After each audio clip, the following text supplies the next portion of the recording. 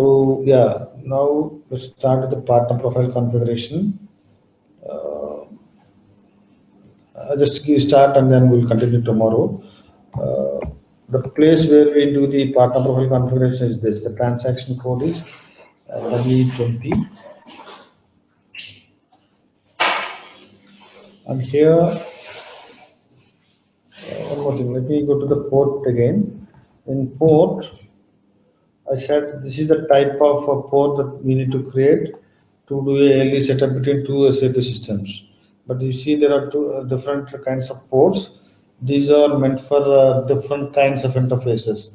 If the interface, there are file-based interfaces, there are XML-based interfaces. Basically, these are meant for different purposes. Similarly, for the partner profile also, there are different types of partners.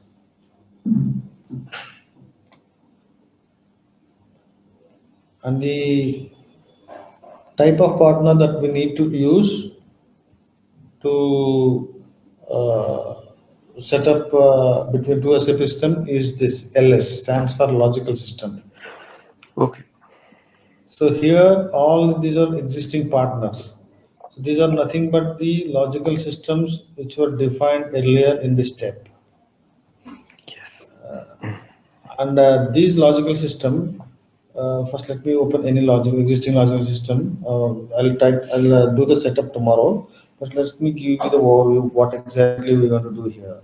So in a partner, there will be two sections. One is outbound parameters and inbound parameters. Okay. So this is the in the sending system, we need to add our message types in the outbound parameter section. And on the receiver system, whatever message type we added on the sending system, the same message type we need to add in the inbound section. Okay. So right now for this partner, there are two message types available. That means this system is sending data to some other system for using these two message types, and it is expecting data from some other system for these message types, whatever you see in the inbound parameters. Okay. So in case, as I said, if there is an existing partner already available, and if whatever new data that you want to send, the corresponding message type you need to come here and add it here.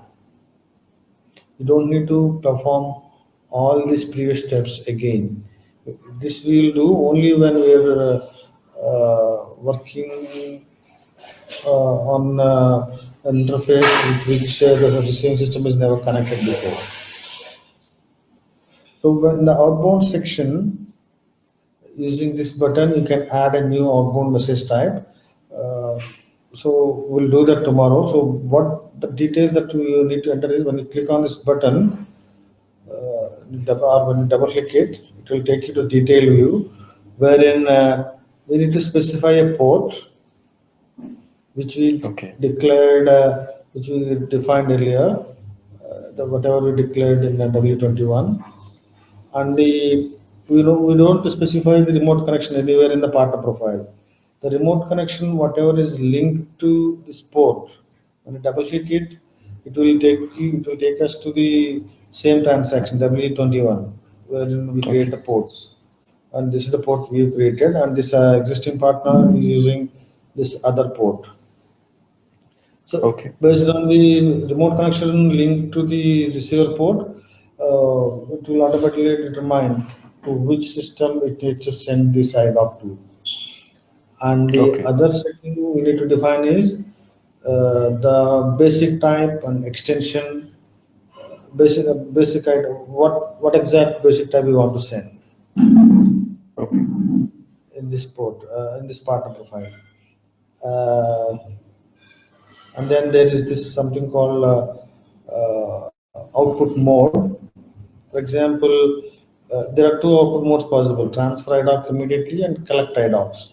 So if I set this, as in when a program generated an IDoc, it will be transmitted immediately. It won't wait for any other available resource.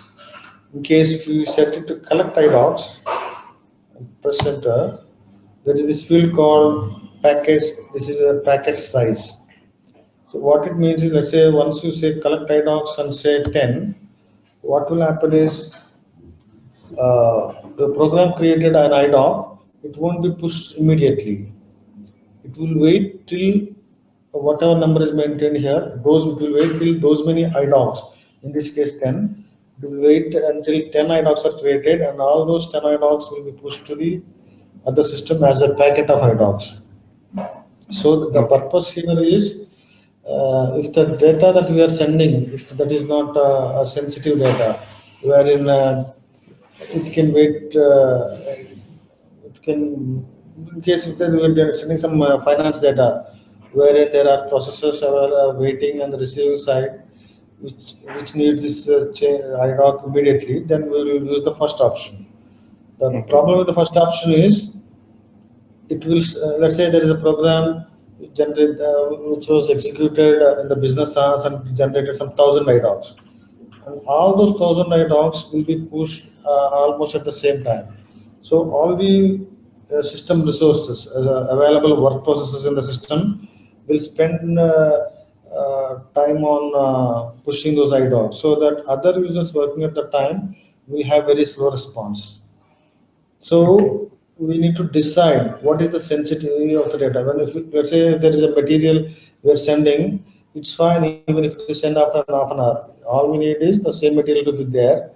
But if you think that material's existence should be almost instant, it should be as and when we generate an IDoc, if we should go there, then the first option we need to use, the transfer IDoc immediately. Okay. Okay. So usually, depending on the production server configuration, the available in the production server, there will be multiple instances of the server, and in each instance there will be several work processes. So based on the configuration, if the production server is not too powerful, then it's fine to have the output mode set to transfer IDoc immediately. But if in some cases production server is only a single instance and the number of work process configured are very less compared to the number of users that are working, in that case we go for the second option. So I'll do a new setup for the partner profile to connect to your demo system tomorrow. So I'll tomorrow we'll start with the outbound parameter configuration uh, on the sending system, and then we Okay. will talk about the inbound side settings on your system. Okay. Okay. No Yeah, problem. That's so we'll fixed format, regardless of the data it carries, it always contains three records. Whether this IDoc is carrying a purchase order information or material master information or any information, these are the different kinds of records an IDoc contains. So the first kind of basically control records, data records, and status records. So before we talk about these records, let me show an IDoc in the system how exactly it looks like.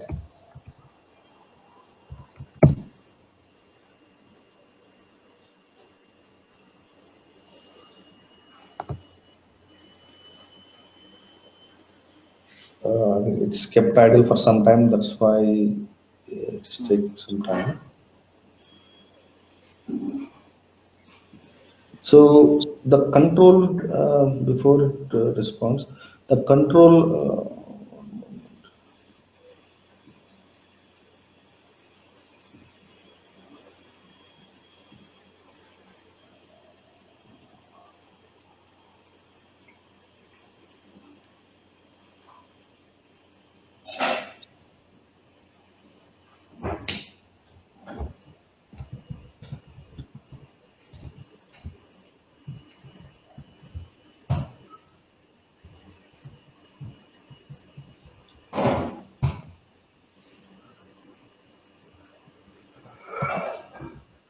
I'll talk about the transactions that we usually use in IDoc.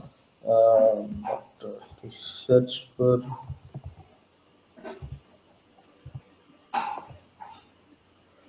if you see this IDoc, there are three kinds of records: control data, data records, and status record.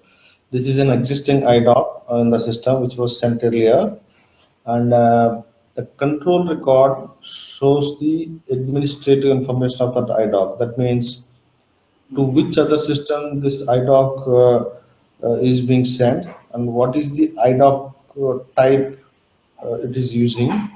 So as I mentioned earlier, IDoc type is the one with which we can identify what data it is carrying, and what is the at what time it got created and what date. Basically, the control information of the IDoc.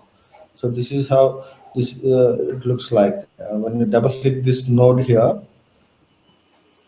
it will show all this information. So if you see the second tab, there is partner tab, wherein you will see what is the receiver system details, and these are the sending system details. And this type, IDoc type information is this. So I'll talk about in detail what exactly is an IDoc type and what is the meaning of this matmos 04 later. But at this point, just think that control record of an IDoc informs us that to which system this IDoc will be pushed to, because for our SAP for the sending system, there might be more than one SAP systems that are connected. So just by looking, we might be sending data to more than one SAP system. But for to know which of those SAP systems we are sending this IDoc, this control record will help us understand that. So whatever you see here, when you double click it, some of this data is also shown in this right side information, in the right side screen. Right side also like this technical short info. So here you can see that whether what is the IDoc type that is being used, for who's the receiver partner number and other details. So these other details, message type, partner type, port, these things we will discuss in detail later in the sessions. So at this point, just think that control record contains the uh, administrative information of the IDoc. And one particular information that you need to notice, so this direction field here, when you say for the two possible values are allowed here. One is outbound and inbound. So just by looking at this value, we'll know whether this IDoc is being sent from the system or this IDoc arrives to the system from other system. If we see a value 2, that means some other system has sent this IDoc to this system. If it is 1, that means this system is sending it. That means this system is acting as a sending system in that interface. So the every information that is being shown here is important to understand what exactly this IDoc is all about. And the whatever information you see here in the control record, that is handled in SAP internally by the program using this structure. That means it's a data dictionary structure.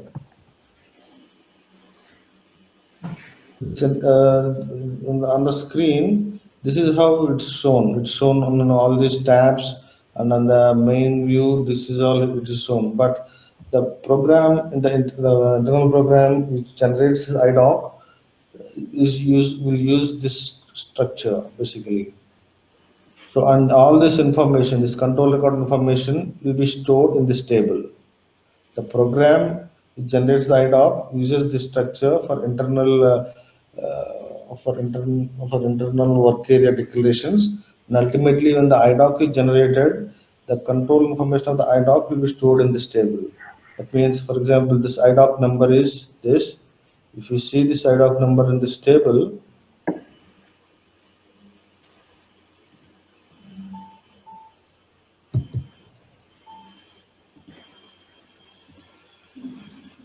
so this is the information. But it's just that on the screen, for our better readability, it was designed this way. But these values will be taken from this table only, EDI-TC. So that's how I recognized each kind of record. I mentioned the backend table of that record, and there is another kind of record, something called data records. The second node that you see here. So control record is always one. For an IDoc, it's always a single record call for control record. And data records might be multiple, depending on the kind of data that you are sending.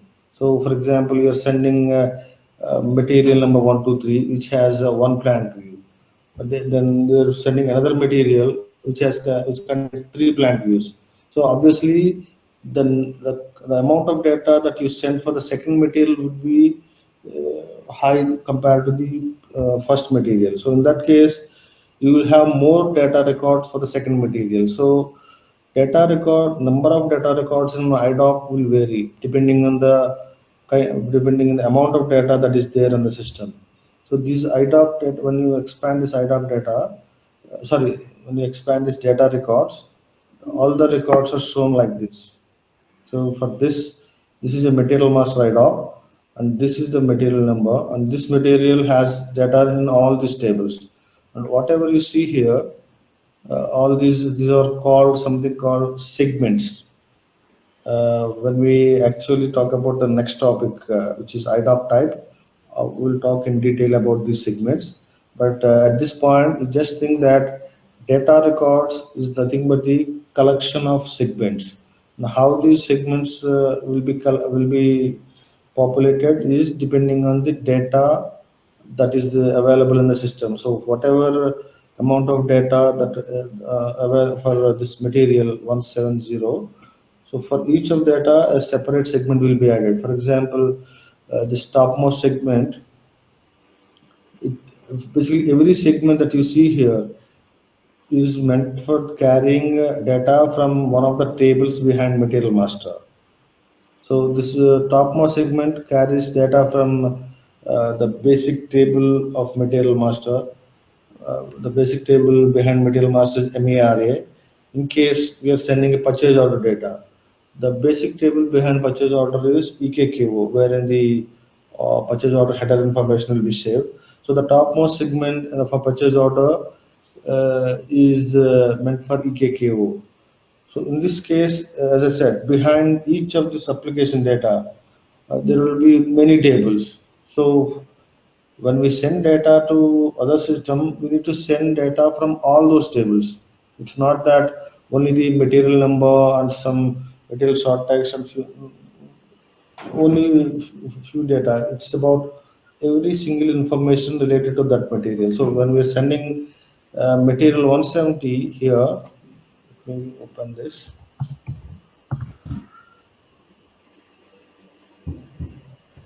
This is the material. So it has data in all these views: basic data, sales view, warehouse management. So the data in all these views will be got saved in multiple tables in the sending system. So for all those tables, separate segment will be added to our IDoc, so that when this IDoc is posted in the receiving side, and using the data from these segments, material 170 will be created on the receiving side, and at the end of posting that IDoc, you will see all data in all those tables. So when you see the same material there and using M03, all these views will be displayed. So basically at this point, we just think that data records is a collection of something called segments, and each segment, the data in each segment will be taken from one of the tables behind that application. So if you want to know what exactly the segment is carrying, just click on that segment, and on the right side you see these fields. Basically, segment is a structure only. It is a collection of fields, and each of the field you'll see the values. For example, the name of the segment is even MERAM. So when you open this structure in data dictionary, you can see what are the fields that this structure is carrying. There are totally 120 fields are there, but if you see this segment, it might not be all these 120 fields. Very few fields are here. Why? Because when this IDoc is shown here, even though the backend structure has actually have 120 fields, only few are displayed here. Reason is to avoid much load on the network that is there between both the systems. It will show only those fields which has the value, but ultimately when it is getting posted on the receiving side, it uses the same structure only. So in case there is data related to all these fields for material 170, then you will see all these 120 fields over here. But for better readability, it shows whatever field has value, only those fields are displayed here. That is the way this transaction works. It's not that you see 120 fields in the actual segment, but only few fields are being displayed here. No, it is there, but it just for better readability, it skips the fields. It is basically just hiding the fields which doesn't have the value. So yeah, data records is a collection of segments, and each segment is populated with the data from one of the tables behind that application. So in case, let's say this IDoc is meant for purchase order data, then what you will have is on the top segment, you will see the data from header table of purchase order, which is EKKO. And let's say on this purchase order for which you generate in IDoc contains 4 items, 4 line items. So for each line item, you will see a different segment. So that's how, let's say, and for each of the item, each of the line item, you have, let's say, 2 schedule lines. So 4 into 2, that means 8 schedule line information. So everything will be handled by populating a separate segment. So in this case, this contains data from MERA table, and this contains data from MAKT, which means the short text. For example, this material has descriptions in.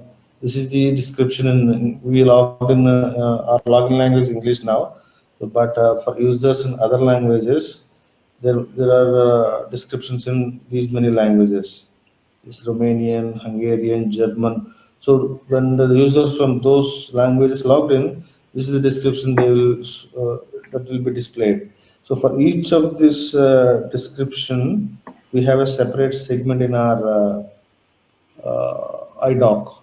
So how exactly it determines how many segments needs to be inserted, that we will come to know when we talk about IDoc type. But at this point, just think that data records contains the actual data that we want to send, and it is a collection of segments, and each segment contains data from one of the tables behind that application. So any questions on these two topics, like a control record of an IDoc and data records of an IDoc?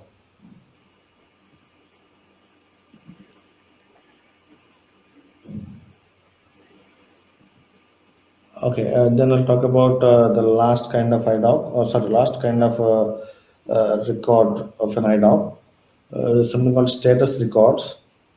So from the time IDoc is created on the sending system until the time it is posted on the receiving system, the IDoc will be passed through several phases. For example, you see there are 3 different status records. First is IDoc, as and when IDoc is created, this is the status it will be set. And then when, based on the load on the system, based on the available work processes on the system, it will, in case the system is occupied by several users at the time of this IDoc generated, then this IDoc won't be pushed to the other system immediately.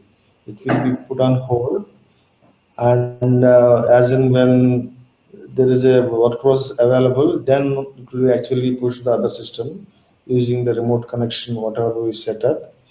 And then finally, based on the transmission status, this IDoc status will be changed.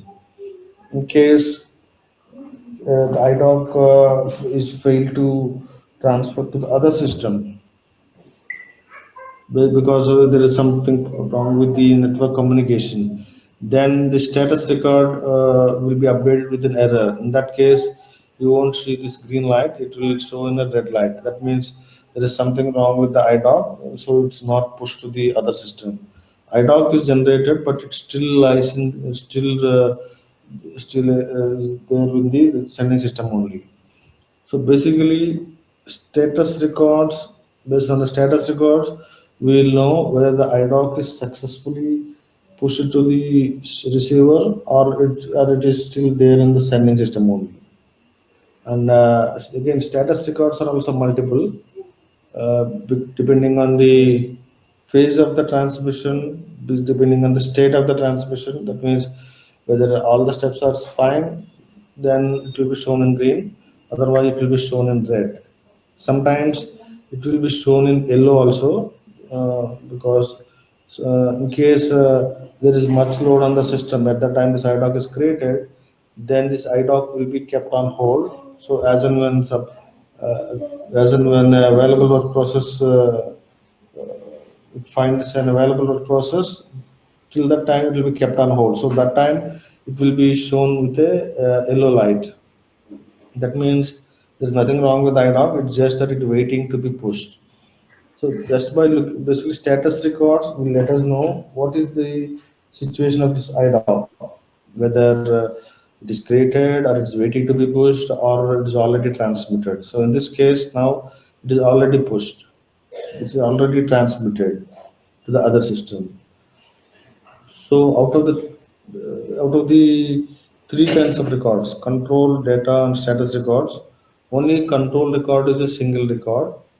Even though you see these many different tabs in this, all this data is taken from the same table, EDI DC.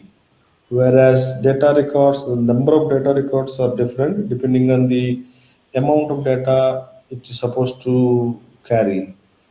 So the backend table behind the data records is EDI DD. So once IDoc is generated, whatever data records are there, these are all will be stored in this table, EDI DD.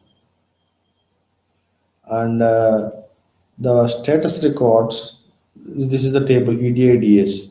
So it's not only the tables that are storing this data, but these are the structures which will be used by the internal programs to handle these records. So this is how EDI DD looks like. Which is the structure.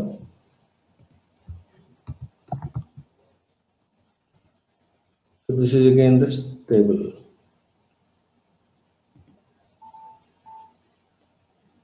And basically, for an IDoc, there will be multiple there could be multiple statuses and multiple data records, but control record is always the same. Any questions at this point? Yes, regarding this data records, na? You told me about segments. Okay, so can you explore this segment E1 MRAM? Okay, the table structure E1 MAKTM, segment 3, segment 4, segment 5, all represents to same type of segments. Means the structure is common. I think yes, so. yes. Structure is common, but the data that the segment is carrying is different. For example, the first E1 MAKTM segment, if you see on the right side, it contains data related to this. For example, let me open this material. Yeah. This basically MAKT is the table for material descriptions. Okay. So this material in MAKT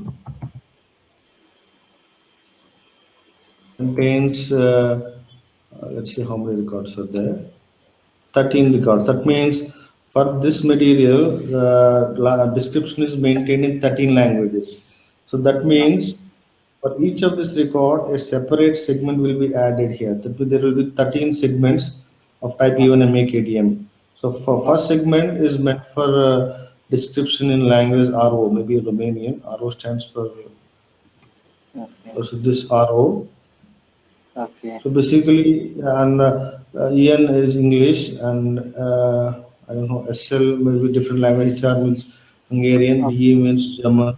So for each, basically, from when you create a material, uh, Okay. based on the login language, this field will be displayed. So right now we logged in English language. That's why we get the English description. In case if I log in as a German login language, then the description from German will be displayed. In case, Okay. for example, we have not, there is no description maintained for German language. But so for German user, it will be displayed blank because there is Okay. no description maintained in German. So that's how material master works. So whatever way material master works, we don't change anything related to that. So the data related to all these uh, views, wherever they're Okay. stored. So we'll insert a separate segment for each of them Okay. in our IDoc. So Okay. once this short text related segments are over, if you see this MERCM, that means this is a plant specific information. That means when you go to here, go to the sales view, you see this material is maintained in 4 plants: plant 1000, 1100, 13200, and SG01. So for each of these 4 plants in a write-off, there are 4 segments. One Four. is see this, yeah, plant 1000, plant 1100, 3200, and the last is SG01. Similarly, Okay. each of this segment is meant to carry data from one of the tables behind the material. So how exactly it knows from which table to read the data, and once it reads data from a particular table, which segment to be used, that will be determined based on the IDoc type. So we'll see how these set of segments are filled when we talk about IDoc type, which is the next topic. One more thing is that, Mhm. like if I don't want to extend the plant. Okay. I Mhm. want to extend the plant in different time zone whenever I have some requirement or some material Mhm. Mhm. doesn't Yeah. require any extension. Mhm. Is it necessary to use that segment for transferring the data? No, the time of this IDoc generation, whatever Okay. data is there on the material, whatever, for example, all these floor plans might not been created at the same time. First, it might the material got created with the basic data only, Okay. and then after some time when we know what data to be maintained for plant 1000, at that time only plant 1000 got created. So the time of creation of the IDoc, whatever data is there on the material master, these segments will be populated. So initially, No, no, at no. the What I wanted to ask means actually plants are available. Like for example, 15 plants are there, and I want yes, to create this material only for 2 plants. yes, I understand. See, you want to create data for that material 170 only for 2 plants. So you will see only 2 segments here. Okay. You won't get That, all the that, 15. hmm. That I Even wanted to here, ask. Actually, I don't want to pass the data to other plants. yeah. Yeah, so for example, in the plant table, let's see how many plants are there in the system.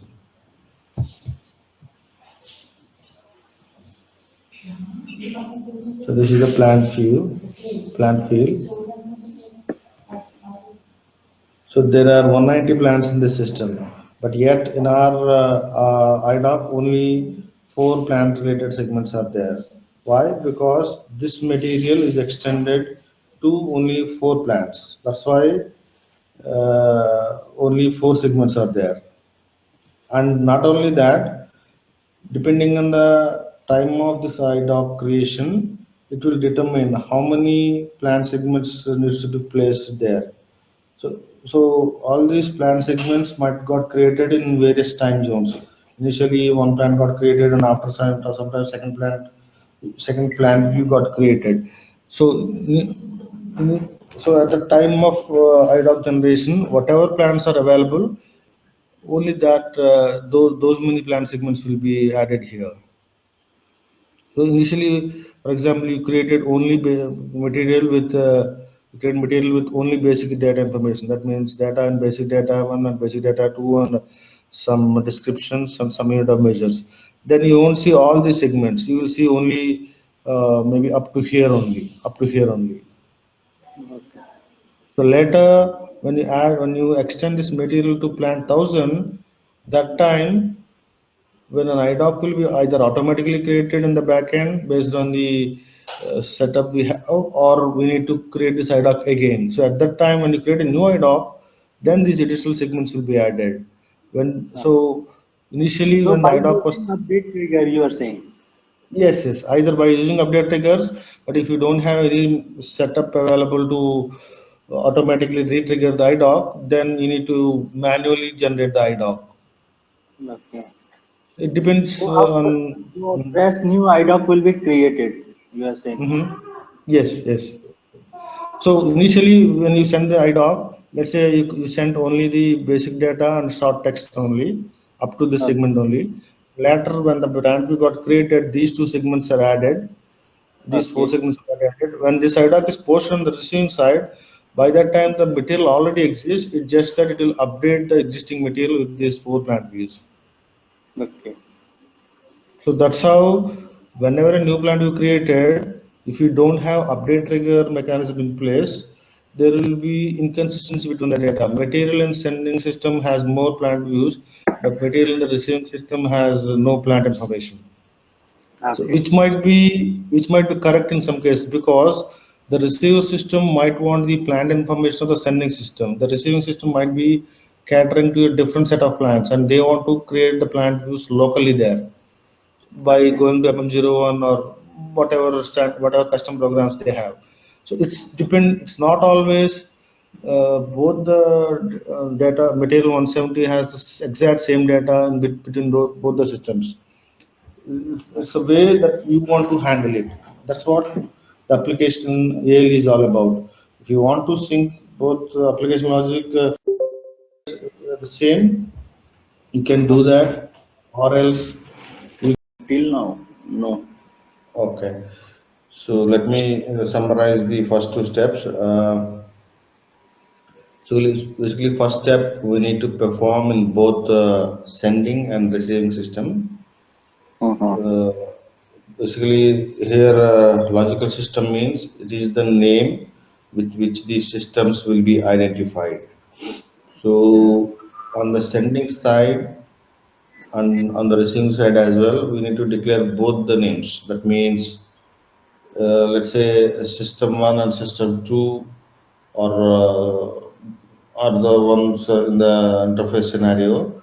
So in system one, when you define the logical system name for the system one, you also need to declare the system two logical system name, so that system one knows with which name system two needs to be identified.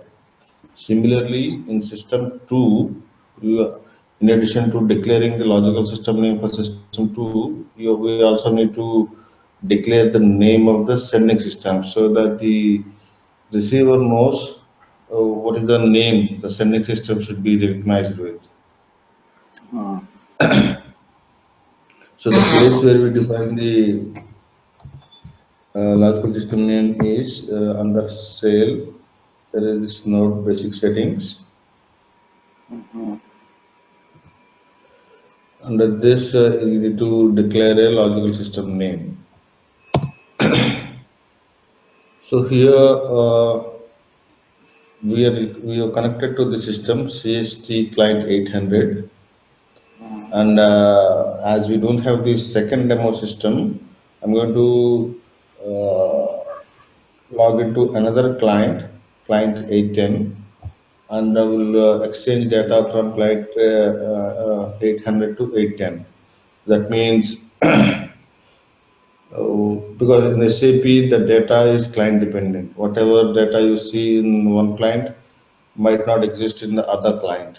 So whatever we do between two clients is exactly the same when you actually do it between two systems. Only difference will be here we are doing between two clients.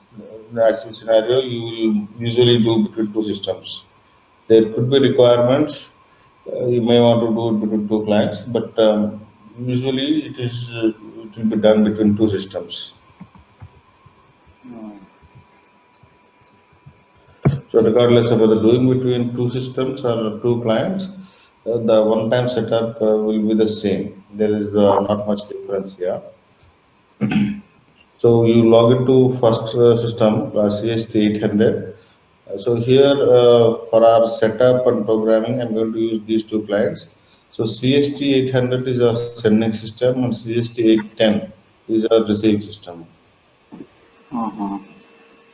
So in the sending system now, you need to go to sending system logical and then declare the names with which we want to identify the sending system. Also, we need to declare the name with which the receiver should be identified. Here at this point, it's just only declaration. That means we have not yet specified which of these names, whatever you see here, we're going to use as sender or receiver. So later, at later point of time, when we actually define what is the sender and what is the receiver, it needs to Hmm. be first maintained here so that it treats that name as a valid name. So when you add a new entry here, all you need to do is just the name and it's some Hmm. relevant short text. Okay. It's the logical system name and the short text. So I'll before adding it, let me talk about the second point as well, and then we will see what we will actually do to the system. So the second step would be assigning our logical system name to a client. That means when we do the when we do the setup between two systems, we need to specify from which client of the sending system we want to send the IDocs. As we said, data in SAP is client dependent. So that's why whenever you work on a ALE interface, the first question, in addition to identifying the sending system, you also need to know from which client of the sending system you need to send this data. So it's always between a particular client of a sending to a particular client of the receiver. The IDocs would be when you do the setup, this is what you need to know before doing the setup. So the place where we do assigning our logical system name to a client is it's the same place. Underneath the defining the logical system, there is another step. When you execute it, it will show you all the available clients in the system. Hmm. So here we've decided we're going to use client 800 as our sending system. So you just double click that, it will take you to here. Here you see this field logical system. This is the place where you need to assign the logical system that was defined in the previous step. Yeah. So, so once you add the logical system name here and save it, then that means you link the logical system name to the client. So now this is the name with which the sending system will be identified. Here, just for our understanding, I kept the name as CST800, but you see you can use any names. If you see these other names, these are not. It's not the server name that we want to use. It's any name that is allowed. So here, the second step will be performed on the sending side only.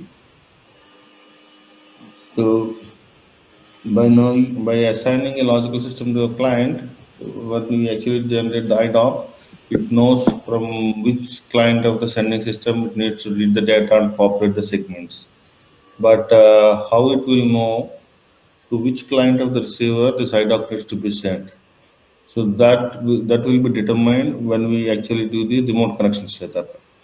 So that I talk about the remote control setup in a moment, but at this point, just think that this step, assigning a logical system to a client, needs to be done only on the sending side. It is not required to be done on the receiving side.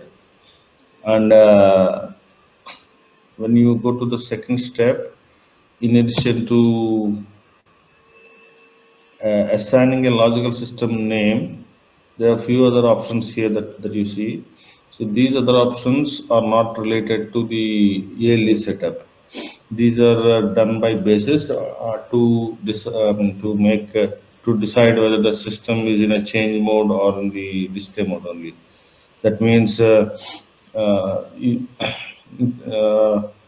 development, it's always both the programming and customization customizations can be changed. Not only ALE customization, any other functional customization. So that's why this option is set here.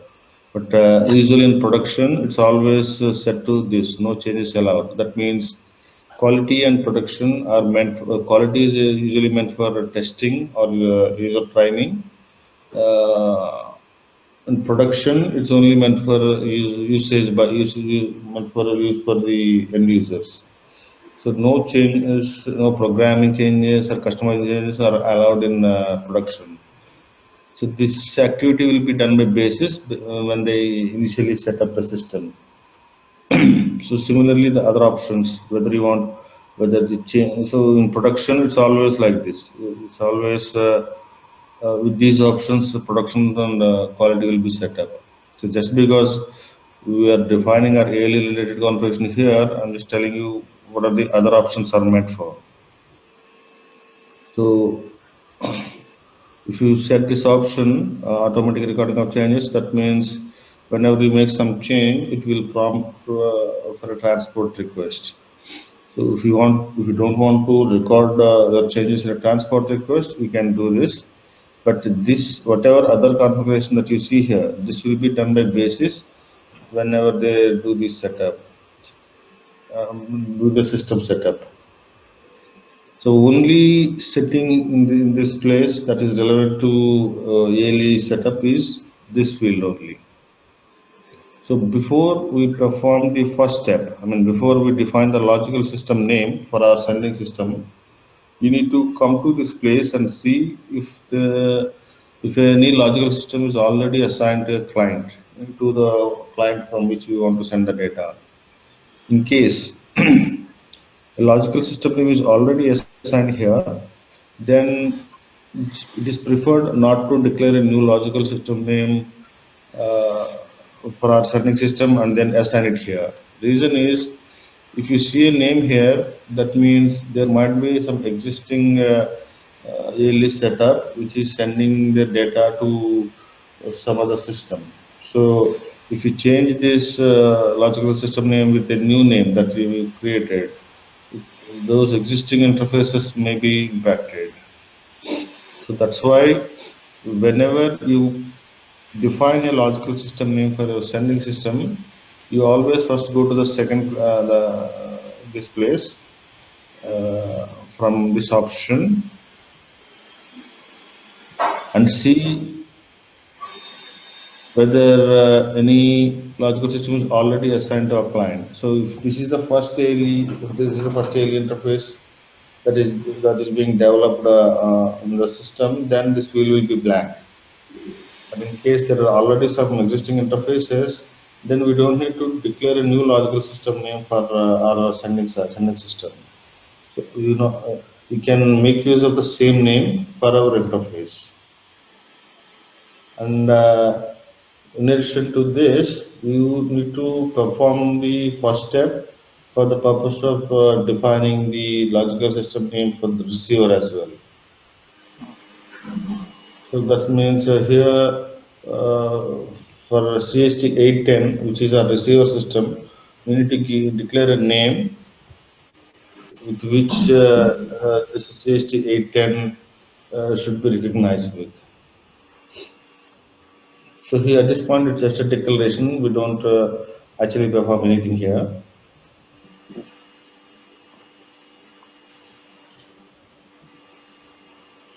to check if there is already a logical system name available. So this is our sending system and this is our receiving system. In case this is not declared here, we need to declare it here. When you declare it, it's just about having some name. Any name is allowed here. There is no restriction like it should start with Z or Y. It will allow us to use any name you want and some relevant description. So same set of logical system names we need to define on the receiver side also. That means on the receiver system, you need to go to again the same place.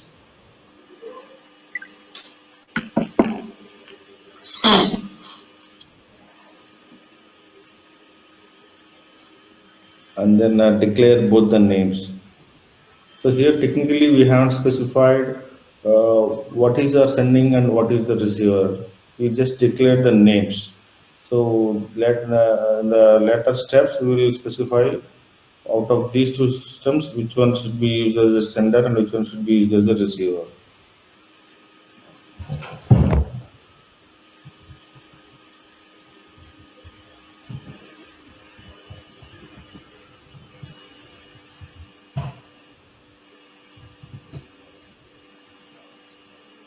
So on the receiver also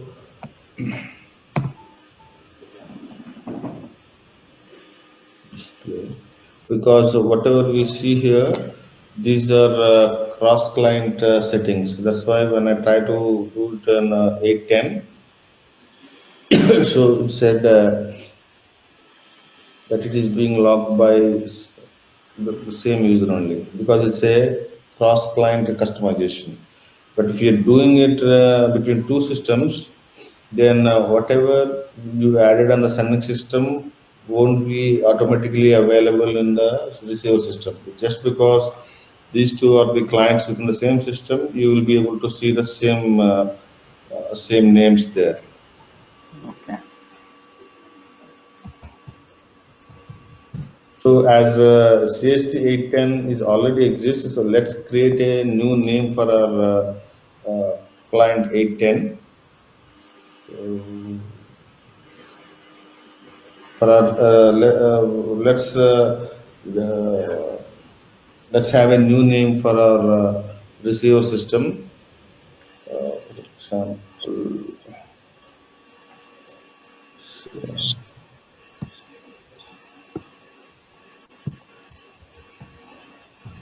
so let's use this name as the logical system name for our receiver system.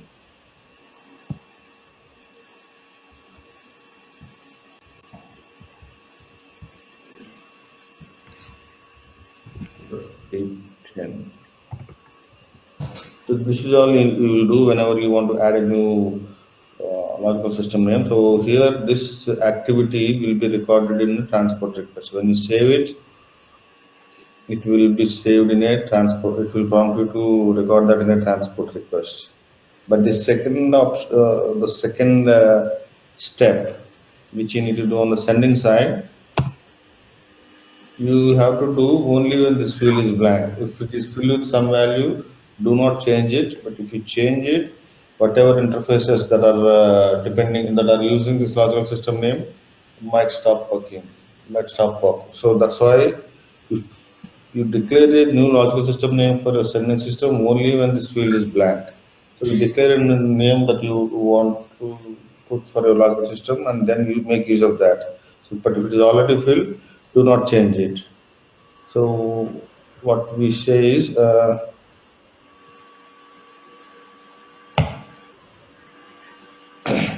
so for our sending system, which is our sender system name is CST 800 and our receiver is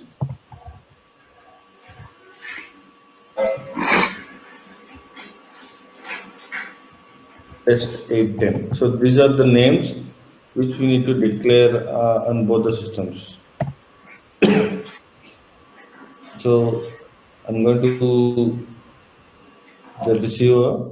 So in the receiver, let's see if this new name that we declared for our receiver exists or not.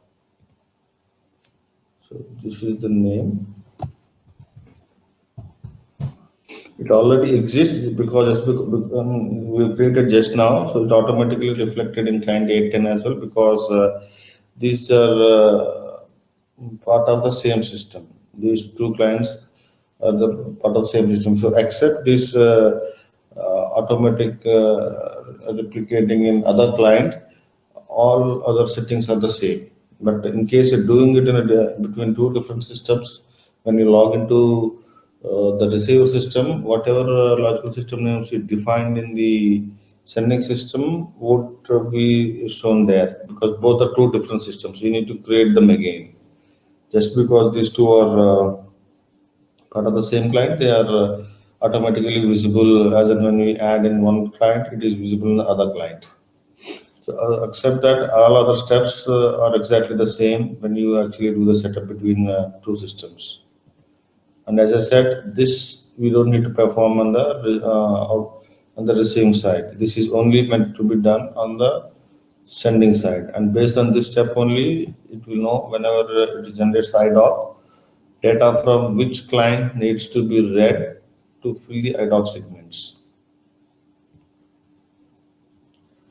So yeah, once you done with the first two steps, I mean defining the logical system and assigning a client a logical system, you need to do something called you need to perform the step wherein you will create a actual connection between both the sending and receiving system. So for the first step, these two names you first declare in both the systems. And when we actually perform a model view, the last step in the configuration is setting up something called a model view. So there we'll define, basically this last step will be performed on the sending side.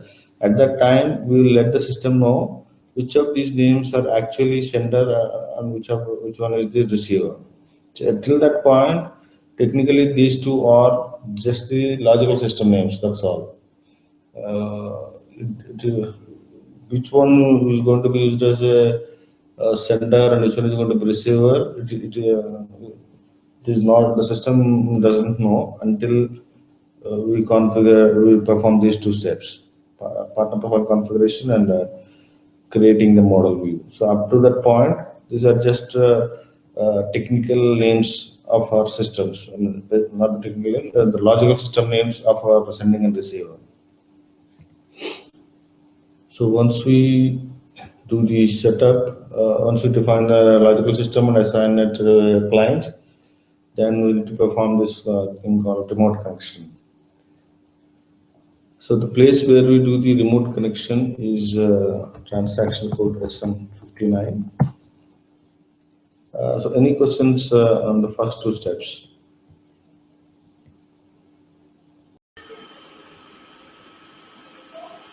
Hello. Yes, Eric. Yeah. So any clear questions on the first two No, steps? currently no Okay. anybody. Okay. So One, fine. one more thing I want to ask, Uh-huh. that Uh-huh.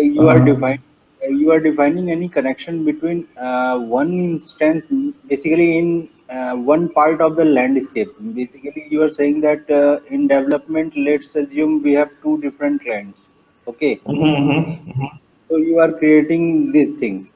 What about Mm-hmm. development and quality that I asked earlier? If they belongs to different instances, Mm-hmm. then also same thing will happen or what? Yeah, same thing. See here, when you perform, it's the same thing. Only thing is instead of defining it in another client, you will log into the quality system and do that, treat that as a receiver. Okay. Here, No, we what I am consider, thinking, you are saying this is the cross client, okay? yeah. So there was some impact. Means in another we can't change. Actually, in another client, it was showing that this client is open in this.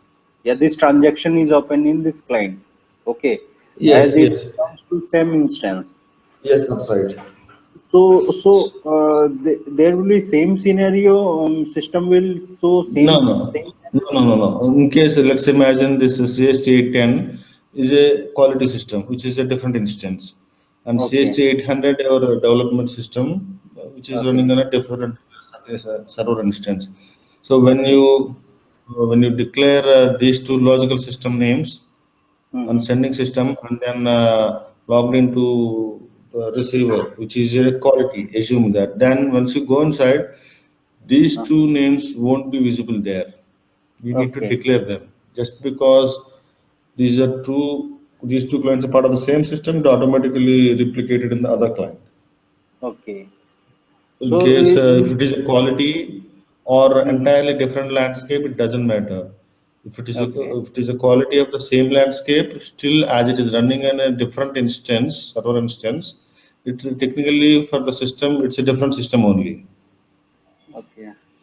So whatever logical system names that you defined on the sending system are Mm-hmm. not automatically visible there. In case they were already created earlier, that's a different matter. But if you Okay. are using new set of names, so in the sending system, once you go inside and declare new names, those Mm-hmm. won't be automatically replicated in the other system, be it a quality system of the same landscape or a different system in a different landscape. It doesn't matter. Okay. Okay. And both the systems will be connected using this third step, wherein we set up the remote connection. Remote connection. Okay. Yeah. So, So when Mhm. for sending, for let's assume development is the receiving system and quality is the sending Mhm. system. Okay. Okay, So, in okay. development, I have to define the logical system both as a sender or receiver in the config, or only receiving system I have to define in development. No, no, this both the names you need to declare in both the systems.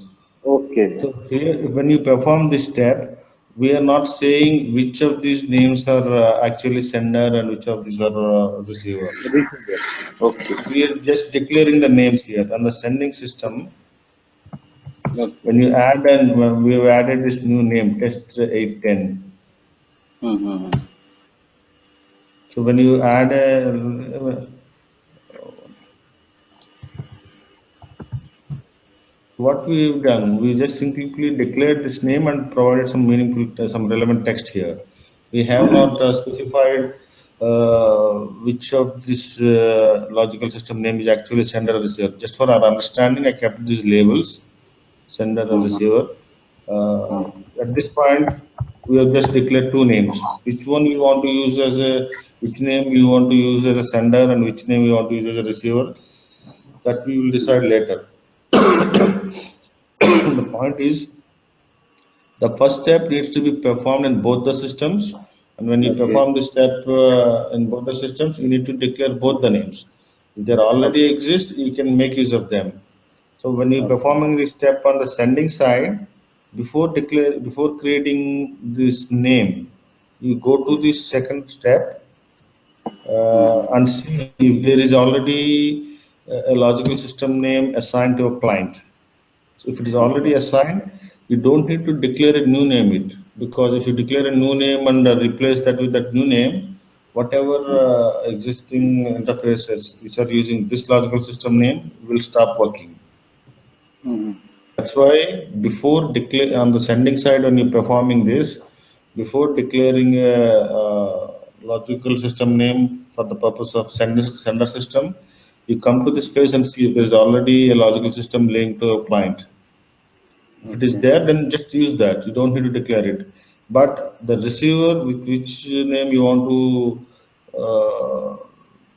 recognize the receiver, you declare that. If the name, if the name doesn't exist, you declare that.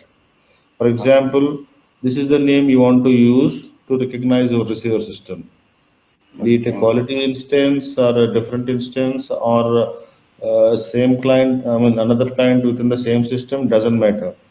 Once you Okay. decided this is the name you want to use for recognizing the receiver, you first check if that already exists. If it exists, you don't need to create. That means there is an existing partner profile using that name, and within that partner profile, you add the message type.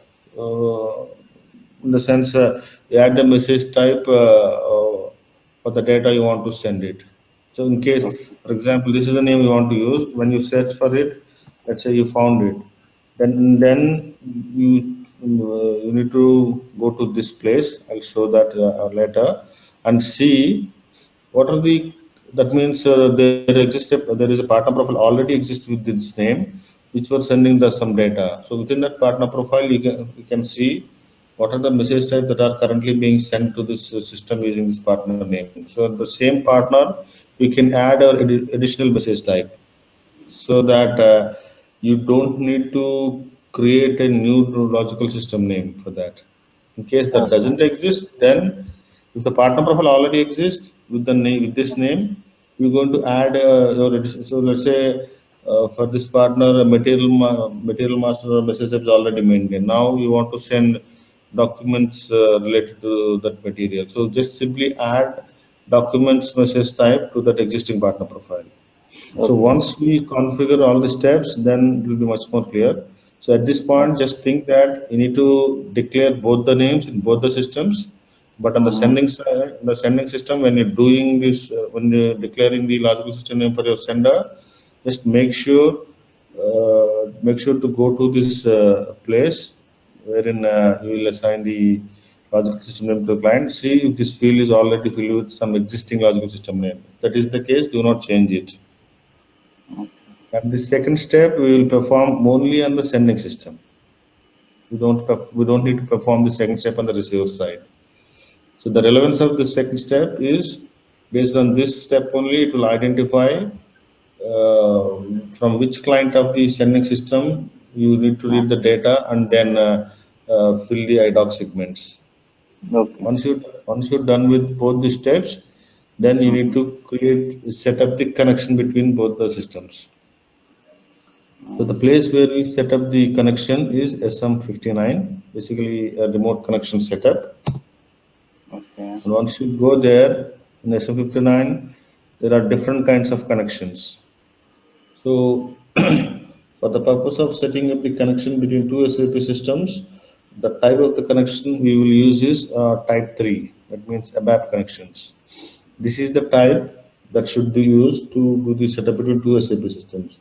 In case you want to set up a connection between an SAP and non-SAP, Mm-hmm. then based on how this non-SAP system can be connected. Some of the non-SAP systems can be connected with the HTTP connection. Some of them can be connected with the TCP/IP connection. It depends how the receiver is open for connection. So in case the receiver is non-SAP, one of these other options needs to be used. It will differ from, it will be case to case basis. But if you're sending to a different SAP system, it's always type 3 connection. And when you do the connection, basically you need to highlight that node and then say create. So before creating a new connection, basically there is already a connection available between client 800 and 810. So I'll just show the connection. What are the details we need to maintain in the connection? Okay. Usually this step will be performed by basis. That Okay. means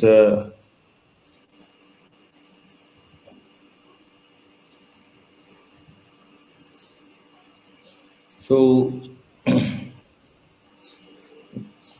once you go inside the connection, the details that you need to maintain are in between these two tabs: technical settings and log on and security. So in Log the on technical second. settings, yeah, technical settings tab, you see this field target host Hmm. and system number. So target host in the sense these are the details.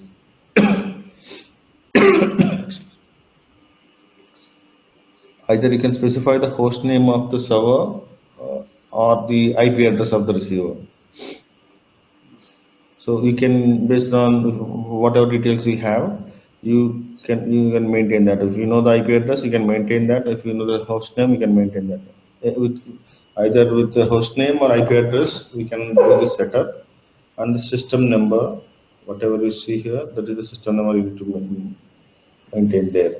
So basically, this tab will be performed on the sending side, but with the details of the receiver system. So whatever details we maintain here, these are the details of the receiver system. So using these details only, we're going to connect to the other system. The place where we do this is sender, but the details that we use are the receiver details. Receiver, okay.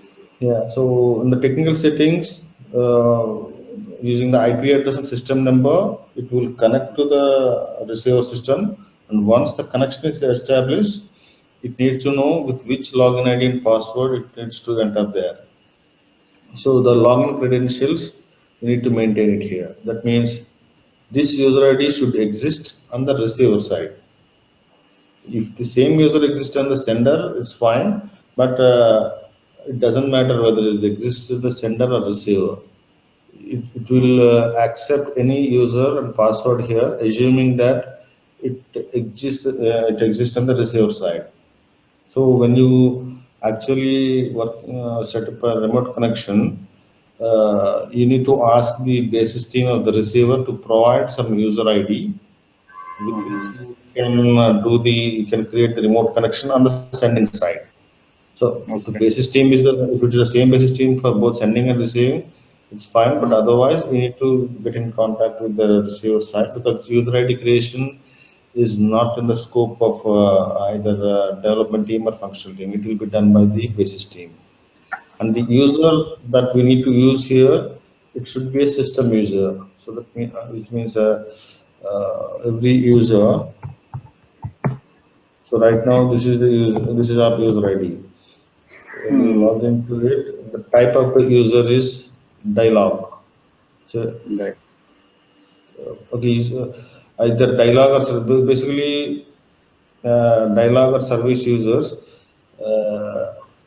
only allowed to log in the foreground. Once it is set to system user, okay, it is using that user, we won't be able to log into the system in the foreground mode. So these dialog users are not in production. Dialog users won't have all the authorizations. Based on the role of the user, the authorizations will be decided. Basically, it will be restricted. If I, as a developer, if I log into production, I will have only the display authorizations. But if I'm an end user, I will be authorized to actually perform the transactions. I may be allowed to create an order or create a material, but as an end user, I may not be allowed to see a program or do some customization. So the authorizations are restricted in production and quality environments. So just because the development system, we are authorized to do anything. So the point here is whatever user ID that you request to connect to receiver, that user ID should be system user. So technically, it will allow. I mean, even if I set up the remote connection with the dialog user, it will allow. But the problem is once it will work in development, because in development we have more authorization. But once the same thing is done in the development quality, things will stop work because of lack of authorizations. So that's why we need to ask the system user, and the system the same system user we need to use to configure here. So for example, this is the user with which it is configured, and this is our receiver client, and this is currently set up with the type dialog. So it won't throw an error if we specify any type of user, but the usual practice is we specify system user which has authorizations to perform anything. So that, I mean, but once you declare that user as a system user, then nobody will be able to log in to that system user in the foreground mode. So that even this user has more authorization, then it won't be any problem, because nobody will be allowed to log in using this user ID in the foreground mode once we set up the user type as system user. So this activity here will be done by basis because these passwords are sensitive information, so nobody usually basis won't provide us this password. So they will put this passwords in some shared drive, which is accessible to very few people, and they will do this for us.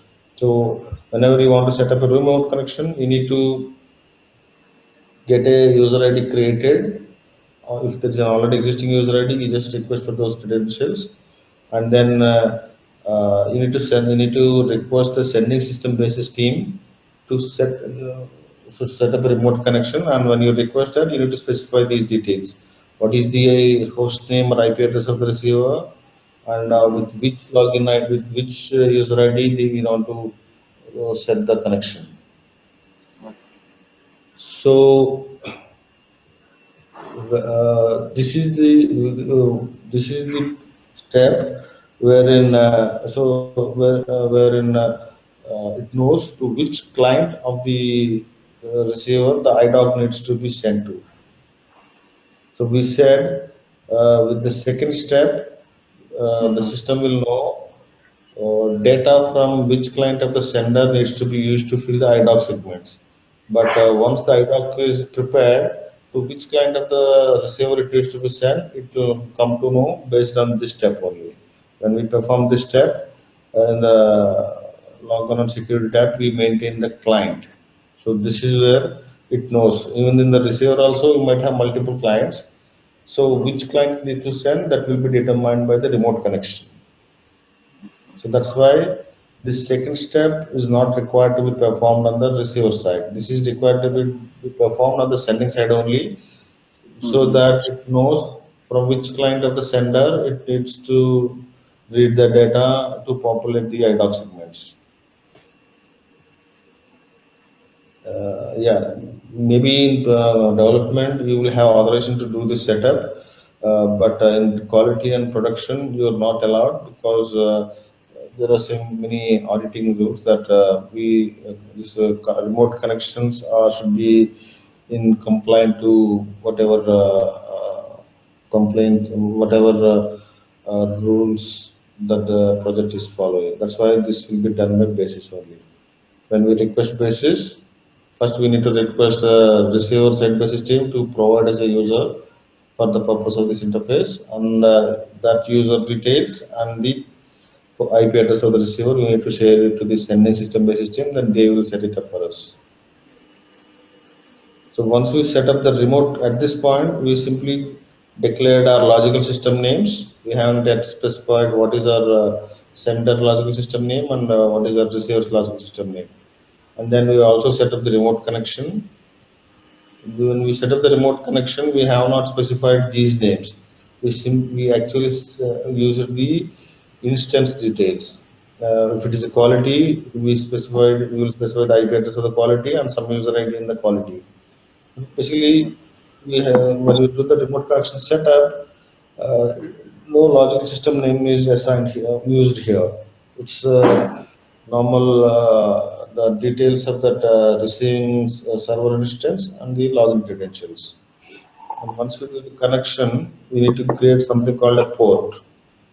Okay. The place where we do this port creation is W21. Usually, this remote connection cannot be used as it is when we actually do the partner profile configuration. So this remote connection needs to be linked to something called a port, and that is the port we're going to use on the sending system partner profile configuration. I'll show that in detail once we talk about the partner profile configuration. So first let's talk about port creation. So this is the place where we do the port creation.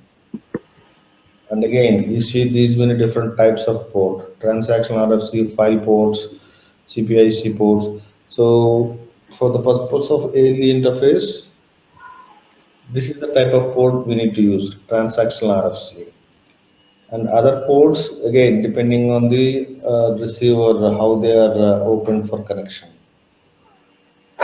So for creating a new port, let's talk about an existing port. So here in the port creation, what we do is we simply specify the remote connection that we have set up. Excuse me. So here, then this is what we created in the previous step. When you double click this, it will take you to the same transaction, SM59. Basically, what we're doing in the port creation is we are defining some additional properties to the remote connection. Like if you see this radio button here, which version of IDocs that can be transmitted using this port. That is all we're doing. We usually set up the latest release, anything above 4.0, and the remote connection. And this is the port we actually use when we do the partner profile configuration. So if you don't want to use an existing port, want to create a new one, you highlight that node, transaction RFC, and then when you click on the create button, it will give you this pop-up. So what it says is whether you want to use a port, the name of the port to be generated by the system, or you want to use your own name. So if you want to generate port name, the port name that's going to be generated is something like this. But if you want to use your own name, you can have any name that you want. But regardless of what name you want to use, it's the underlying details that you want to maintain are these: just the remote connection name and what version of IDocs that are allowed to be sent using this port. Okay. So basically, what we're saying here is whatever remote connection we set up, we have just defined some additional property in the port. That's all. And we don't specify this remote connection name when we do the partner profile configuration. We will specify the port, and this port is implicitly having a remote connection. So that's how the partner profile knows, as it is configured with this port, it uses the remote connection that it contains. So let's create a new one, and this is the connection right now set up between our client 800 and 810. So let's use this only. One more thing I missed out. So once the remote connection is set up, you need to click on this button to see whether you're able to connect to the other system or not. Okay. So once you click it, it will show this kind of a statistics. That means it took this much time to log into the other system, and it took this much time to successfully transfer this much of data. That means for 10 KB data, it took 1 millisecond, 20 KB data, 2 milliseconds, likewise. So in case if the connection is not working for any reason, there might be something wrong with the IP address, or maybe the password might be wrong. For whatever reason, if it is failed to connect to the other system, it won't show the statistics. It will show an error message here. So once the basis has set up the connection, you need to perform this connection test to see whether it is working or not. If you see anything other than these statistics, that means connection is not working. So before doing the partner profile configuration, you always need to perform this connection test.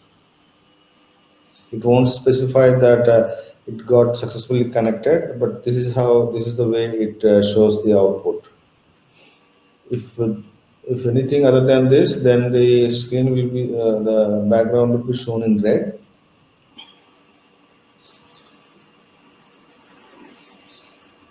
So whenever sometimes people report that IDocs are getting created, but they are not getting pushed to the other system. Then this could be one of the reasons. There might be something wrong, or the connection, the underlying connection, even though all details, whatever we maintain here in the technical settings and log on tab, if all the details are correct, the system, there might be some issue with the underlying connection, or maybe the receiver system might be down. So whatever reasons, you need to perform this connection test, and whatever the error message that is shown here, just send it to the basis. That's all. They are the ones to actually fix that issue. So once we decided to use one of the ports, so let's create a new one. So this is the remote connection I'm going to use. So I say connection, say port name, text 810.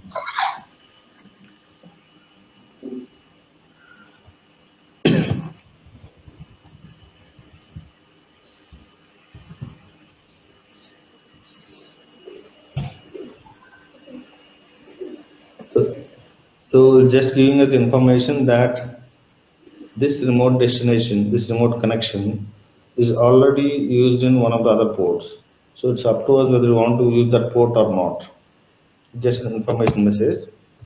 So just for the sake of showing how to create it, I just created it. So either we want to use this when we do the partner profile conversion, we want to use this port, or we can use the any port. Both means the same. Okay. So at this point, up to this point, all these 4 steps are required before start configuring our partner profile. So by the time we start partner profile configuration, we should be ready with what is our logical system names and a working port. Working port in the sense, whatever remote connection linked to that port should be in a working condition. And in addition to the logical system and a working port, we also need to know what is the message type we want to send to the other system. Excuse me. You may want to send whatever data you want to send. You already need to know, identify the corresponding message type. So these are the 3 details we should know to configure our port: the logical system name, the port, and the message type, and the message type and IDoc type. These 4 details are required before starting configuring a partner profile. And the place where we do the partner profile configuration is, we will do this in W20. Okay. So before creating a partner profile, let me explain what exactly we're going to, how exactly a partner profile looks like. So again, in the partner profile, you see these many types of different partner profiles. So for the purpose of the yearly setup between 2 SAP systems, you need to choose a partner whose type is logical system, LS. In case if it is a different server, then I mean different. If it is a non-SAP system, then it's a different matter. But for setting up, for doing the yearly setup to do SAP systems, this is the type we need to use. Okay. So in every partner profile, I'm just taking an existing one. There are 2 sections that you see here: outbound parameters and inbound parameters. Okay. So in the outbound section, basically on the sending side, we need to fill outbound section. That means whatever system is acting as a sending system, that sending system partner profile or message type needs to be added to the outbound section. And then the receiving system, whatever message type we added in the outbound section of the sender, the same message type needs to be added in the inbound parameter section of the receiver. So if you are sending material masters to one of the other systems. So the material master message type needs to be added to the outbound section of the sender, and the same message type, once you log into receiver, it needs to be added in the inbound section because it Okay. is receiving the IDocs. So once you add a new message type to the outbound section of the receiver, you need to define some additional details to that. That means once you either you double click the message type or highlight that and click on this button, it will take you to the detailed view of this message type. So here, when you add a new message type to the outbound section, these are the details you need to maintain. That means this message type should be using which port. Whatever port we set up previously, we need to tell which port we need to use. And what is the basic type we need to use, and the extension. I mean, these are optional fields. If you have an extension in scenario, then you need to fill that extension. Otherwise, only the basic type. Okay. Excuse me. And in addition to the port and the IDoc type details, there is something this information output mode. Whether you want to send this IDoc immediately or you want to use the collect IDocs option. That means if there is an emergency, if this data needs to be pushed immediately, that means as and when the IDoc is created, if you want to push that to the other system, then you will set this output mode with the transfer immediately option.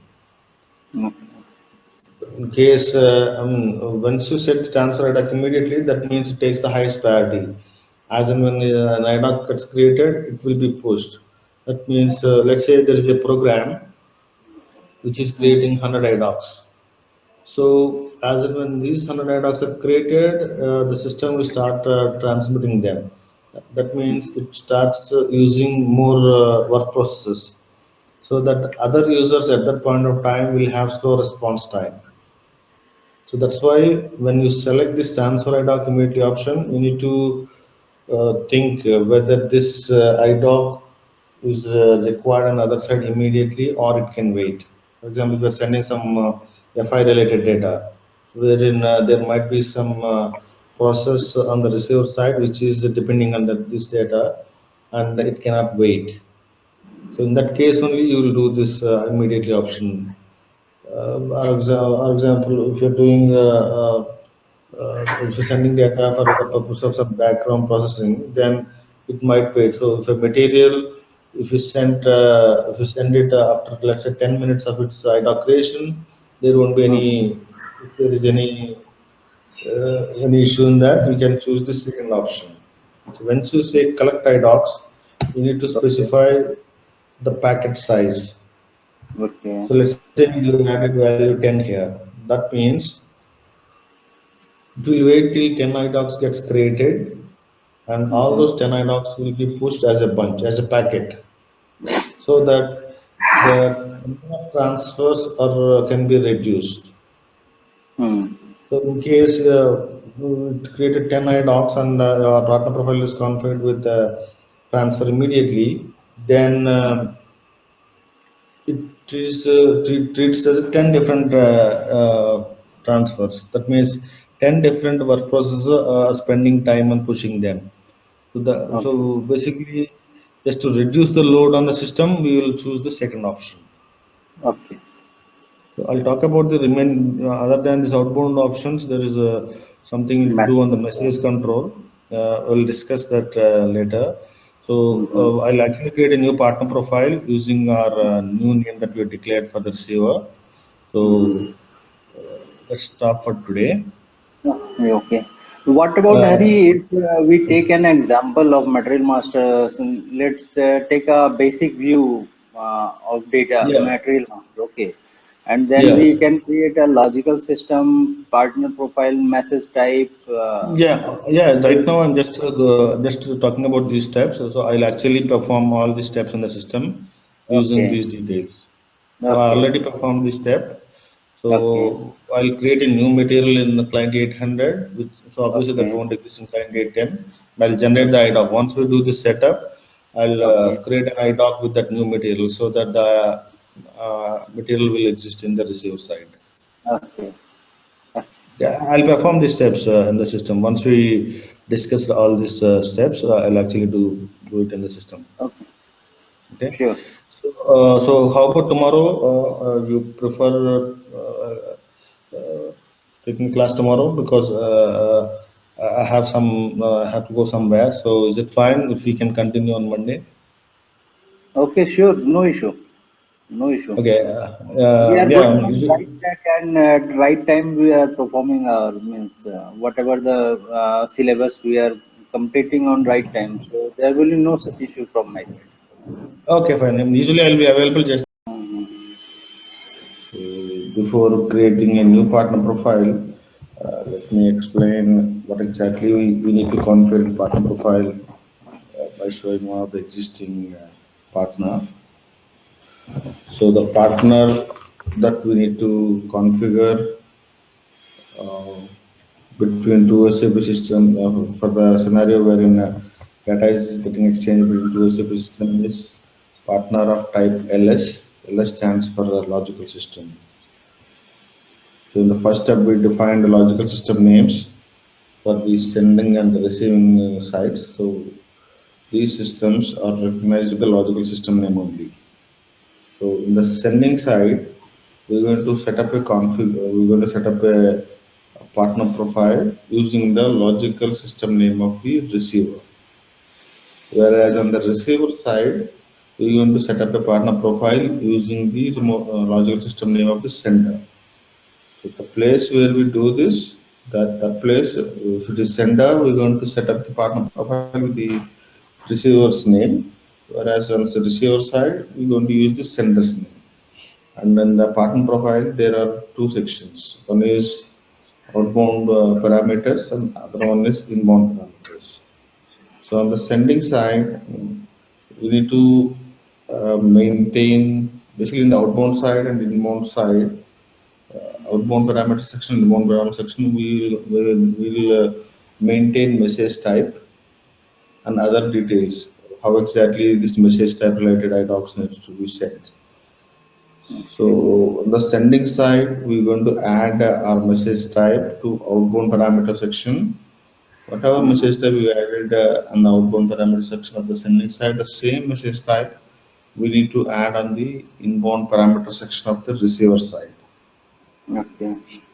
So when we add the message type on the outbound parameter section of the sending side, in addition to specifying the message type, we need to add some more details related to that message type. So highlight this record and click on this button. It will show you the detailed view. So here, this message type, excuse me, website using which port this message type needs to be transmitted. The IDoc related to this message type needs to be transmitted using this port. So basically, we need to mention the port name and the basic type and extension if at all we want to use. And there is something called view wherein we can actually filter some of the IDoc segments, whatever are not required. So I'm going to talk about this view at a later point of time when we talk about the topic called reduced message type. So for now, we're going to fill for every message type that we add to the outbound parameter section. These are the things we're going to maintain: receiver port, basic type, and if we are sending an extended IDoc type, we need to specify the extension also. Mhm. So, if you remember when we set up the port was set up using a remote connection. So when you double click here, it will Mhm. take you to the port transaction only, W21. So the starting transaction is W20, wherein we see the partner profiles. And every message type in the outbound section, it is linked to a port. And this port contains the RFC destination. So within the RFC destination, we see the place where RFC destinations configured is SM59. So in the RFC destination, we're going to maintain the IP address of the receiver. So here we will maintain the IP address of the receiver and login credentials with which this with which the we can log into the receiver system. So that's how the outbound side message types will be sent to the other system. So within a logical system name, for one message type we can use a particular port, and another message type we can use a different port. That means the same partner same partner number, same partner logical system name is used to send data to different systems. That is also possible because to which systems these IDocs will be actually pushed, that is determined based on the port that we assign here. And in addition to port and basic type, there is one more thing called output mode, transfer IDoc immediately or collect IDocs. That means once the IDoc is generated, how exactly this IDoc needs to be transferred, which is depending on this mode. If we say transfer IDoc immediately, as and when it is created by our program, it will be pushed to the other side. But if you set this other option, then we need to enter some value here, packet size. Let's say if you enter like this, packet size is 100. What it means is when an IDoc is created, it won't be transmitted immediately. It will wait till these many number of IDocs gets created, and all those 100 IDocs will be pushed as a packet to the other side, so that the traffic and the network between both the systems, like whatever remote connection you have set up between both the systems, there will be less load because it's just a single transfer. Whereas if you set this transfer attack immediately, and in a particular execution of a program, let's say when you execute the program it generates IDoc. If it generates 100 IDocs, it will so those 100 IDocs will be pushed immediately, and it's like 100 different transfers. It means there will be much load on the system, much load on the remote connection that you have set up.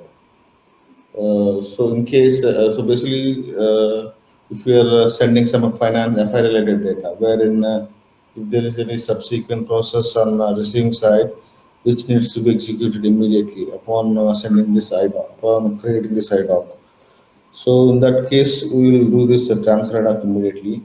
Basically, when if the data that you are sending is sensitive data, and if it needs to be available on the receiver side immediately, that's when we do this. But the issue with this is, as I said, if there are in a particular execution of the program which generates IDoc, if there are 100 IDocs generated, so 100 work process will be assigned to those 100 IDocs to transfer them. So at that point of time, or whatever the end users that are who are working on the system, they will get slow response time for whatever they're doing. So our system, basically our application server, is configured with these work processes. Every action that we do, one of the work process is responsible for that. Whether you are reading whether you are executing a report, or whether you are doing some customization, or for writing some program, regardless any action that we do, so one of these work processes is responsible for that. So sometimes when you click on something, you'll get the response. It's basically you get a delayed response. Reason is all these work processes are already tied up with some task, like the, at the same time some other users also might working on the system. So all none of these work processes are free to respond to whatever action you do. That's the reason you'll get a slow response time. So currently we logged into two sessions. That's why you see there is this option. So this dialog word process is what providing the response to whatever we are doing here. Similarly, if 100 IDocs are generated, so all these work processes spend time in sending those IDocs. So that's why we need to take a call whenever we add a message type to the outbound section based on the urgency. Let's say if you're sending a material, it's okay if it can be sent after 10 minutes. You generate the IDoc, but IDoc is waiting to be transferred on the sending side. It is not yet pushed to the other side. Uh, Basically, sometimes even materials are also required to be transferred immediately based on the need and based on the whatever follow-up processes that were there on the receiving side. We need to decide whether you want to send IDocs immediately or collect IDocs. So when you send the collect IDocs, you need to provide some number here. So the meaning of this number is that until that number of those many number of IDocs gets created, the IDocs will be in the waiting status on the receive side.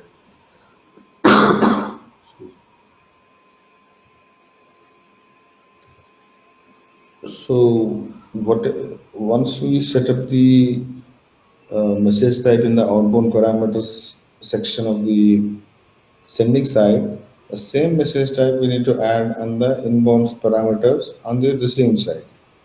So that whenever an IDoc comes into the system, then it sees whether that message type exists in the inbound section of that parameter and of the partner. So when in the control information of the an IDoc, we will know it will get have the information of the partner who is sending this IDoc and what is the message type of that IDoc and what is the IDoc type. All those details will be there in the control record of the IDoc. So based on that control record, it will identify whether there is any partner exists and within the partner if there is a message, if the same message type exists in the inbound parameters or not. If the partner doesn't exist or if the partner exists in case the message type is missing in the inbound section, then IDoc will fail in the inbound side, in the receiver side. So in the inbound section, once we add the message type, we need to add something called a process code. Let me go back and I missed something in the outbound section, then I'll come back again to the inbound section here. So in the outbound section, these are the bare minimum details we need to add: the receiver port, basic type, and extension, and output mode. And in addition to this, there is something called message control. That means the purpose of message control is that if you want to integrate this IDoc generation of this message type to a standard transaction, I mean, whatever transaction is responsible for generating these IDocs, if you want to integrate the IDoc generation function module, you need to configure message control. But in case you want to you want to have a independent custom program to generate IDocs for this partner number and for this message type, then we don't need to configure anything in the message control. For example, if you are sending a purchase order data, wherein the transaction code to create purchase order data is like ME23N. So if you want to integrate this IDoc generation to the foreground transaction ME23N, then we can configure message control. So before configuring message control, there is there's a one-time customization that we need to do in a place called NIS. There is this transaction called NACE, wherein basically this is used to configure how exactly how to trigger an output, how to trigger a printout, or how to trigger an email, or how to trigger an IDoc. For every given application, this can be configured.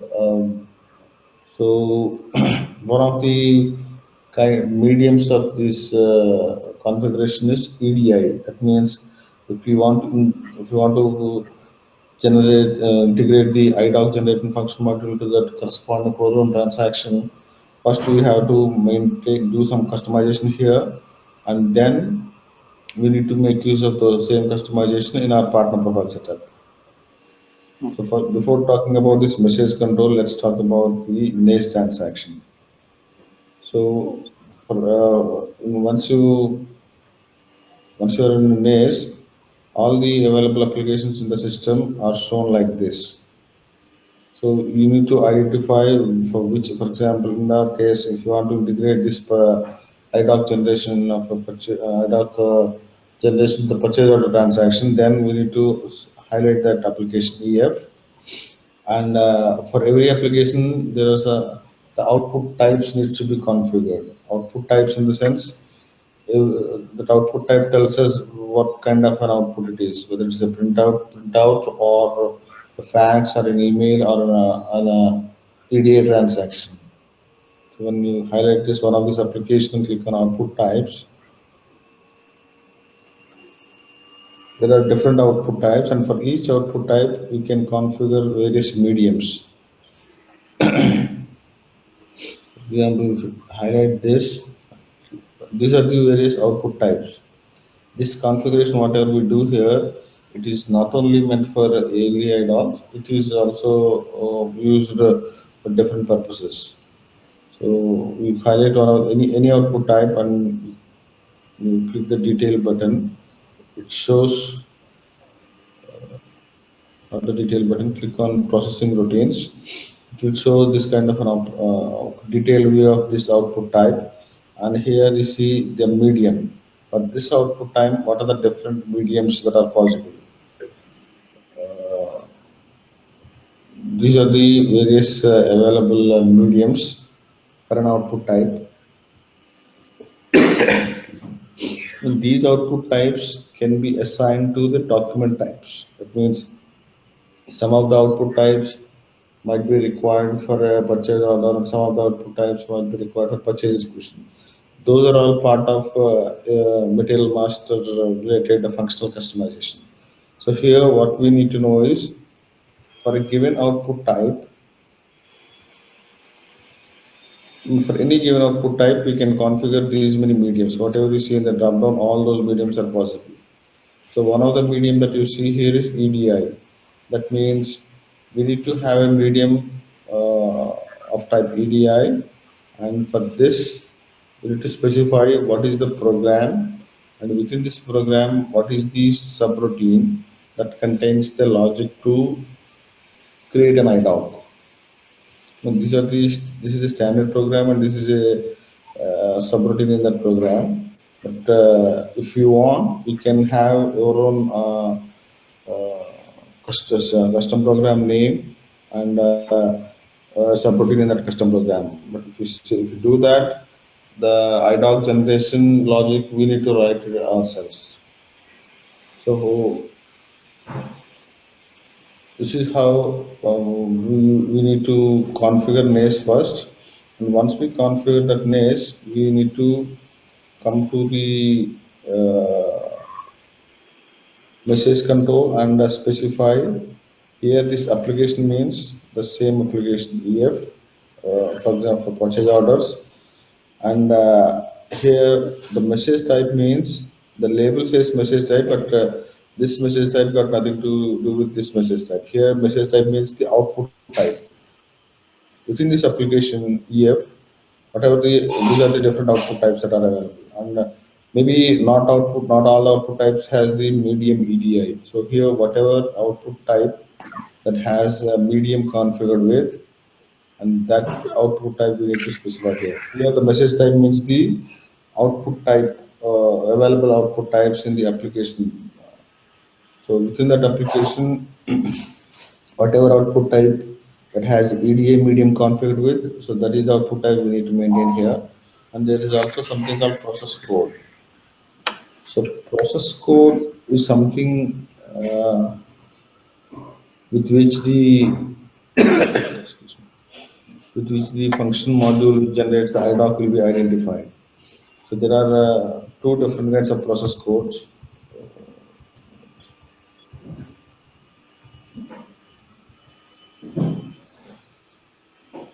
Yeah.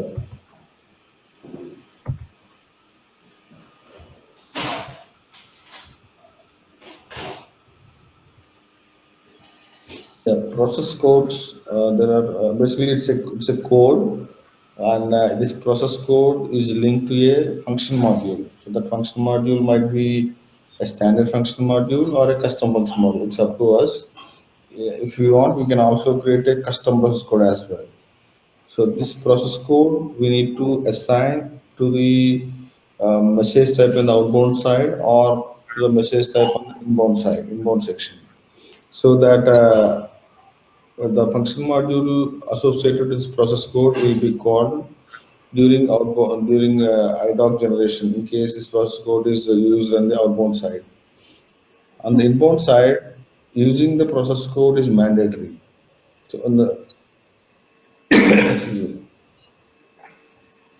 you see here in the outbound side, if you don't configure the process code here, that means there is a independent custom program available in the system which is generating IDoc for this. But in case there is a process code and output type and application is maintained, then one of the standard transactions, this IDoc generation logic is integrated to the one of the standard transactions. So basically, process code on the outbound side is optional. It's up to the requirement how we want to handle the IDoc generation using a custom program, a separate independent custom program, which is it's entirely separate thing. It's got nothing to do with the transaction which actually generates this data. So in that case, we don't need to configure message control. Then process code becomes optional. If you want to go for custom program, whatever options, whatever details that you need to maintain in outbound this tab, those are sufficient. You don't need to configure anything else. Only the port, basic type, and output mode and extension. That's all. Only when we want to integrate to the program transaction, then we need to ask the functional person to first configure which of these output types they want to use for the purpose of IDoc generation, and that is the output type. Uh, right now, for this output type, right now EDA is maintained with the standard program and this standard subroutine. So within this program and within this subroutine, whatever code is there, we need to analyze that first. If that code is sufficient, if that code is in line with the requirement that we want to implement, then we can use this same standard program and standard subroutine. But otherwise, we can have our own custom program here and our own custom subroutine here. So once our output type is ready, then we need to go to the outbound section and we need to configure our message control. So in addition to the application and the output type, the process codes on the outbound side, we can configure we can identify in a transaction code W41. That means outbound process codes are something like this. This is the transaction code W41, wherein this is how a process code looks like, and every process code is linked to a function module. This function module is actually responsible for generating the IDoc. So in this case, if we configure this message control, the entire logic of IDoc generation is within this function module. And in case, for example, we were using an extension, then excuse me. So within that extension, whatever custom segments are there, those won't be populated by the standard function module because those custom segments are created by us. This standard function module is it will only populate the standard segments of the IDoc. So what we need to do is we need to identify what are the enhancements, customer enhancements that are getting triggered inside this function module, and within those custom enhancements, we need to implement some logic to populate our custom segments. That is how we will insert the custom segments. So basically, the point here I'm saying is If there is a message control configured, that the programming that is required to be done is at the customer enhancement that are getting triggered in this function module. In case we are using the basic type only, there is no standard extension, then we don't need to actually do any programming, because whatever function modeling to the process code, that will have all the logic. So in case you don't have any extension, or in case you don't need to apply any mapping rules on the segments of this IDoc type, then usually you don't need to do any programming. But that won't be the case. Either you might have a custom segments here in the form of an extended IDoc type, or some of the fields of this IDoc type you may want to apply some mapping rules before actually sending the data. So you will have one or the other such requirements. So in that case, we need to identify what are the customer enhancements that are getting triggered inside this function module. And then those customer enhancements, we need to implement our code based on the given requirement, either to insert our custom segments or apply mapping rules on these standard IDoc segments. Any questions on this before I go to the inbound section? Any questions on the outbound section? No questions. Okay. So usually this NACE transaction, so let me first show you how exactly it looks like. Let me open any purchase order.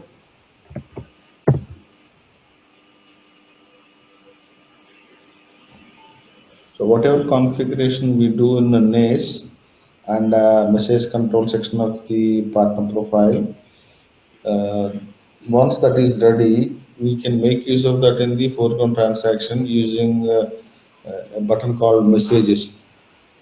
Excuse me.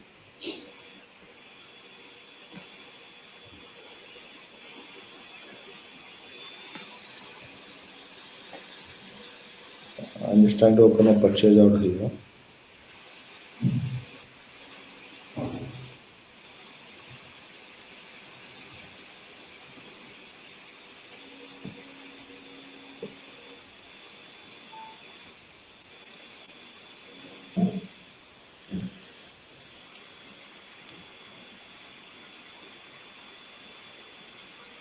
Okay.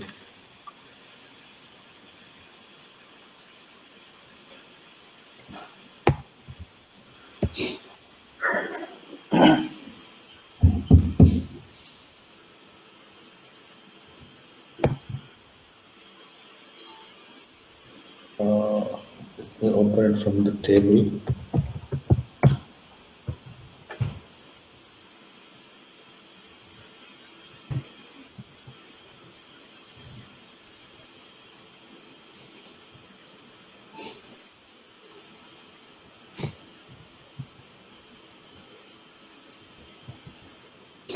So in a purchase order,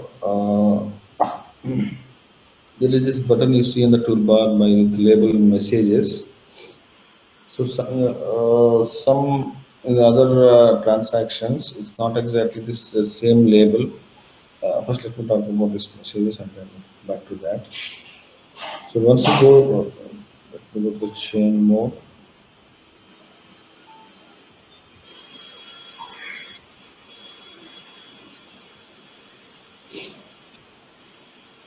So in case the message control is configured in one of the partner profiles for sending purchase order data, and then when you go to this messages view, you will see this. You can specify the output types based on the action you want to do. So the one of the what in this case is to generate an IDoc. So you need to identify which output type has the medium EDI configured with, and within that output type EDI, we need to specify the partner, whatever was configured using this medium, using this output type. And then once you add that, and once you save it, IDoc will be generated in the background.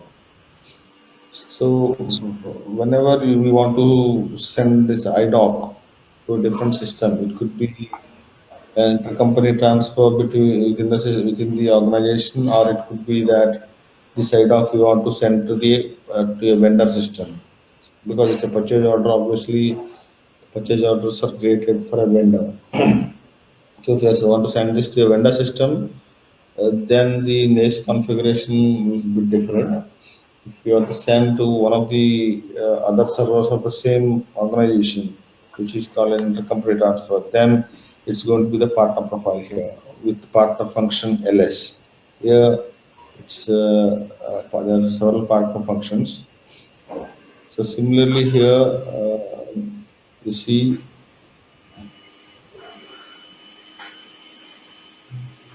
this vendor here. In case we are configuring for a different system which is outside our network, then we will use other partner types. And here, whatever IDoc we are sending, if the other system is also vendor system is also SAP, then fine. But in case that is not an SAP system, then this IDoc will be placed in a middleware server. So that middleware server is configured with one of these other partner types. So that's a different topic. So now in the output type of that corresponding transaction, we need to add an output type which was configured with the EDM medium, and then upon saving it, based using the function module linked to the process code, that function module will generate the IDOC. So in the purchase order, this functionality you see here, adding an output type that has the EDM medium configured with. It is there behind this button. This functionality is behind this button, but in some other transactions, it will be there with a different label. For example, if you open, let's say, inbound deliveries, the label that you see, label in the sense whatever you see the text on this button here. Here it shows message, uses the label messages, but in delivery here. Excuse me.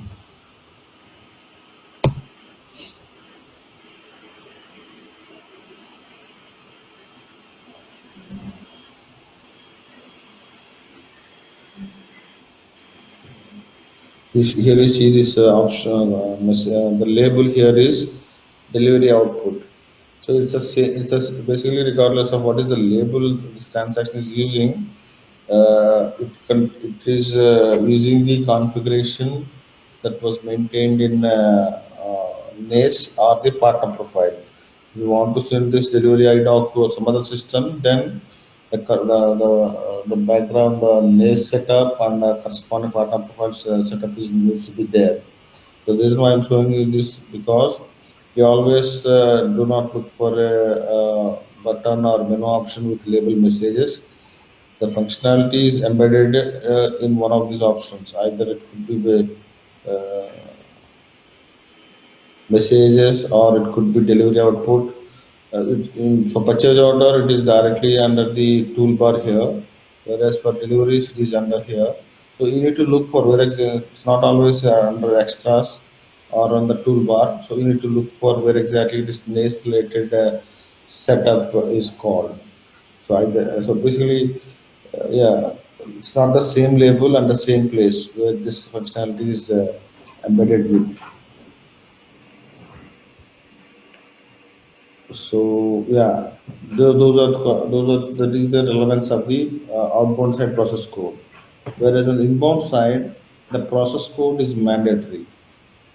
When you add the message type on the inbound parameter section of the receiver side, once you add the message type, you have to specify something called a process code. And this process code you can see in the other transaction W42, and that process code is linked to a function module. So basically, this function module has the logic to post the IDoc on the receiver side. Whenever an IDoc comes into the system, the system sees the control record of the IDoc, and within that control record, we will have the information like who is the sending partner and what is that message type of the IDoc. And based on that, it will come and see what partner profile needs to be used.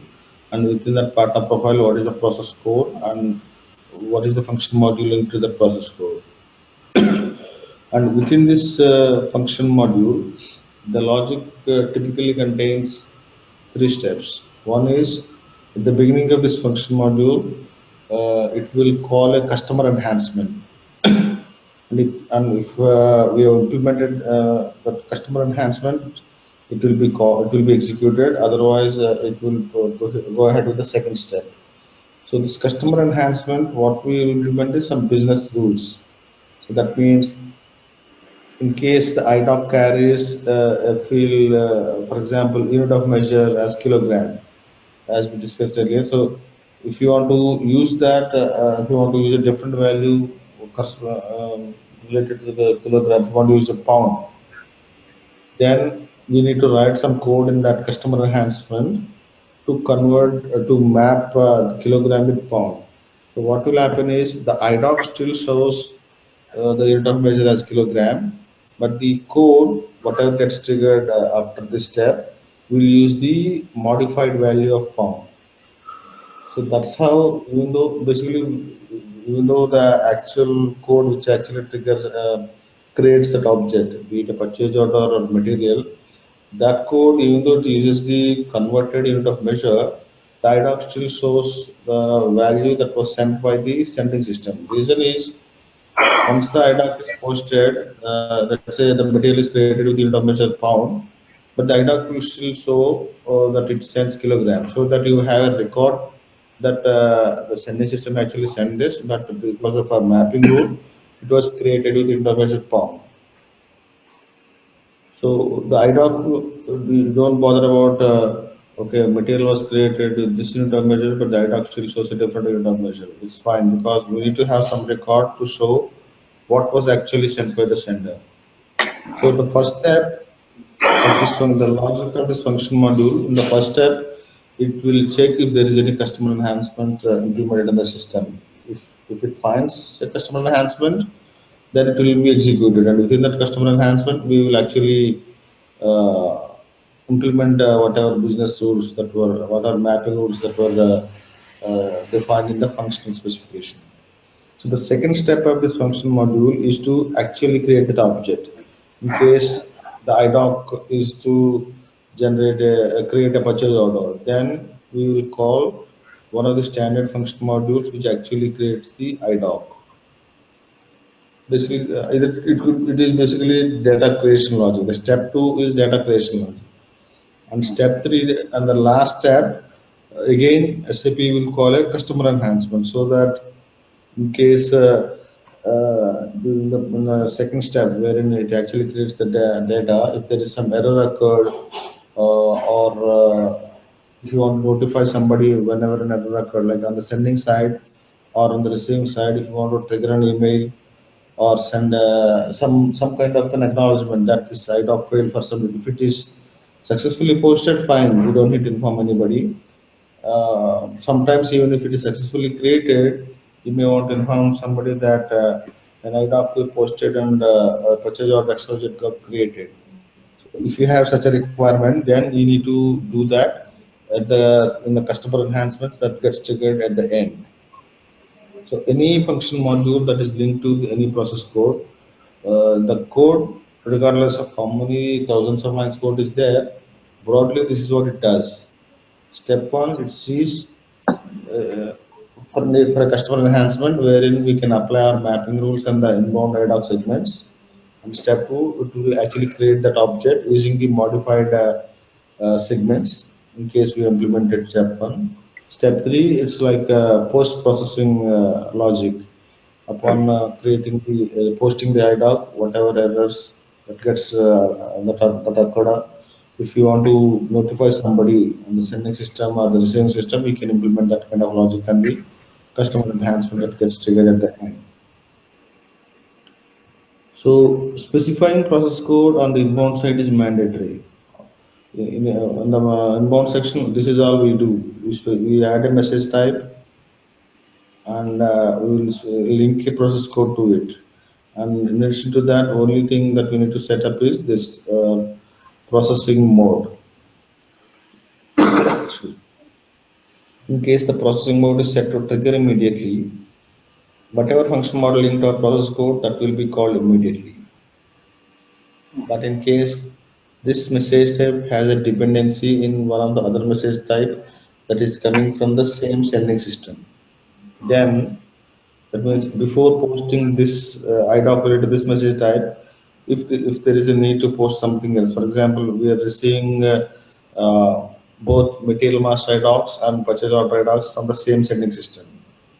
Then in case before posting the material master IDoc, if you post the purchase order IDoc, then purchase order IDoc might fail because one of its line item is using a material whose IDoc is not yet posted.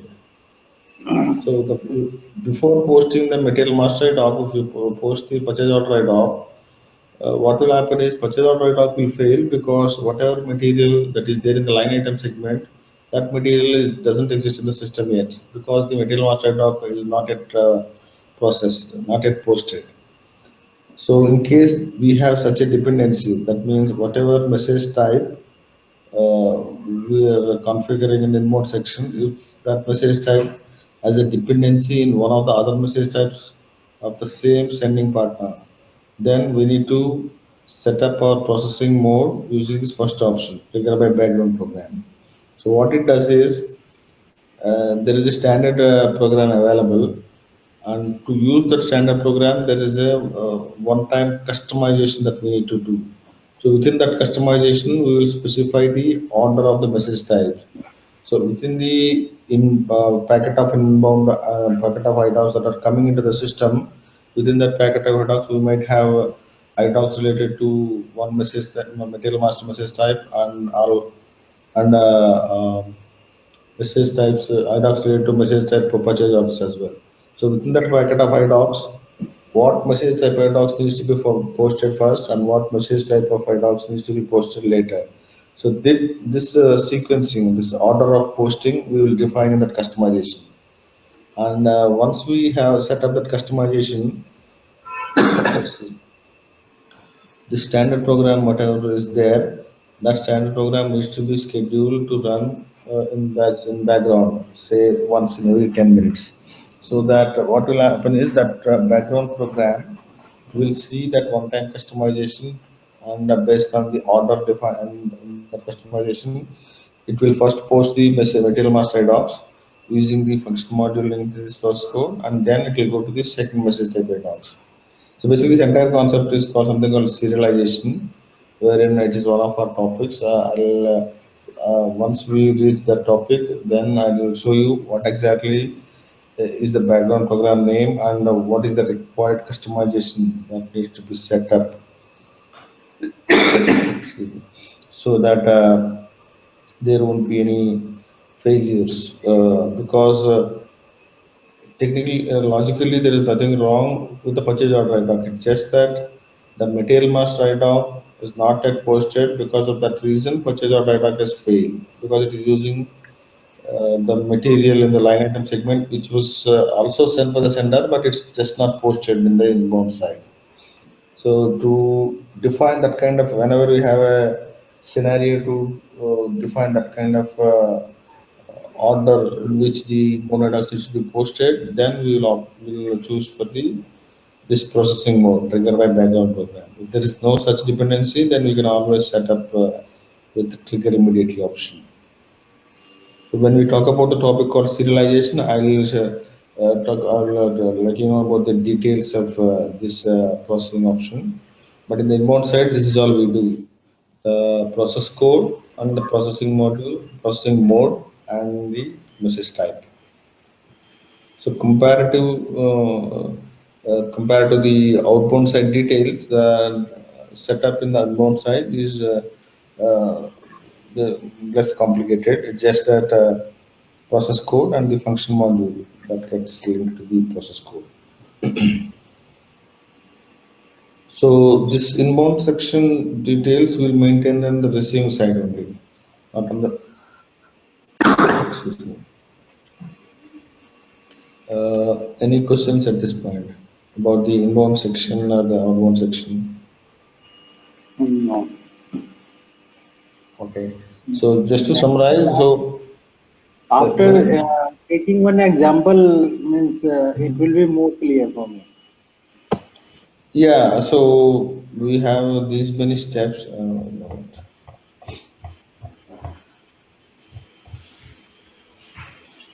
So right now we are at this step. So once I Okay. discuss the model view configuration, then I'll take one example and perform all the steps in the system. Okay. So first I'm just giving you the detail of what exactly the relevance behind each of the step. Okay. Once we Yeah. also discuss this, then I'll actually perform this before proceeding to the next topic. Okay. Okay. Yeah, so just to repeat, whatever logical system name we assign to the receiver using that logical system name, we will Okay. configure the partner profile on the sending side. On the sending side, we need to set up a partner using Mm-hmm. the receiver logical system name. Okay. On the receiver, we need to set up the partner profile using the sending system Enter. partner name. Okay. So identify that difference. And on the sending side, we will only require to configure outbound side parameters. On the receiving side, we only need to configure inbound side parameters. In case the interface is bidirectional, that means it will exchange data in both ways.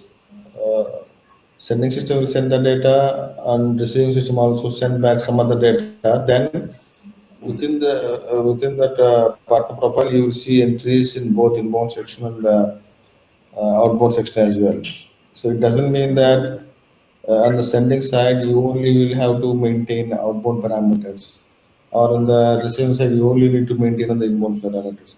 In case the same partner acts as a receiver, then you will see some entries on the inbound section as well. Okay. So if it is a one-way interface, you will see only the outbound section. There won't be anything maintained in the inbound section. In case that's a bidirectional, that means the same system acts as both sender or receiver. Okay. The sending system might be interested in, might want to send a particular type of materials, but it is expecting a different type of materials from the other system. Then you will see some entries here as well. So when we do the actual setup, we will do between two different clients. So in this system, there are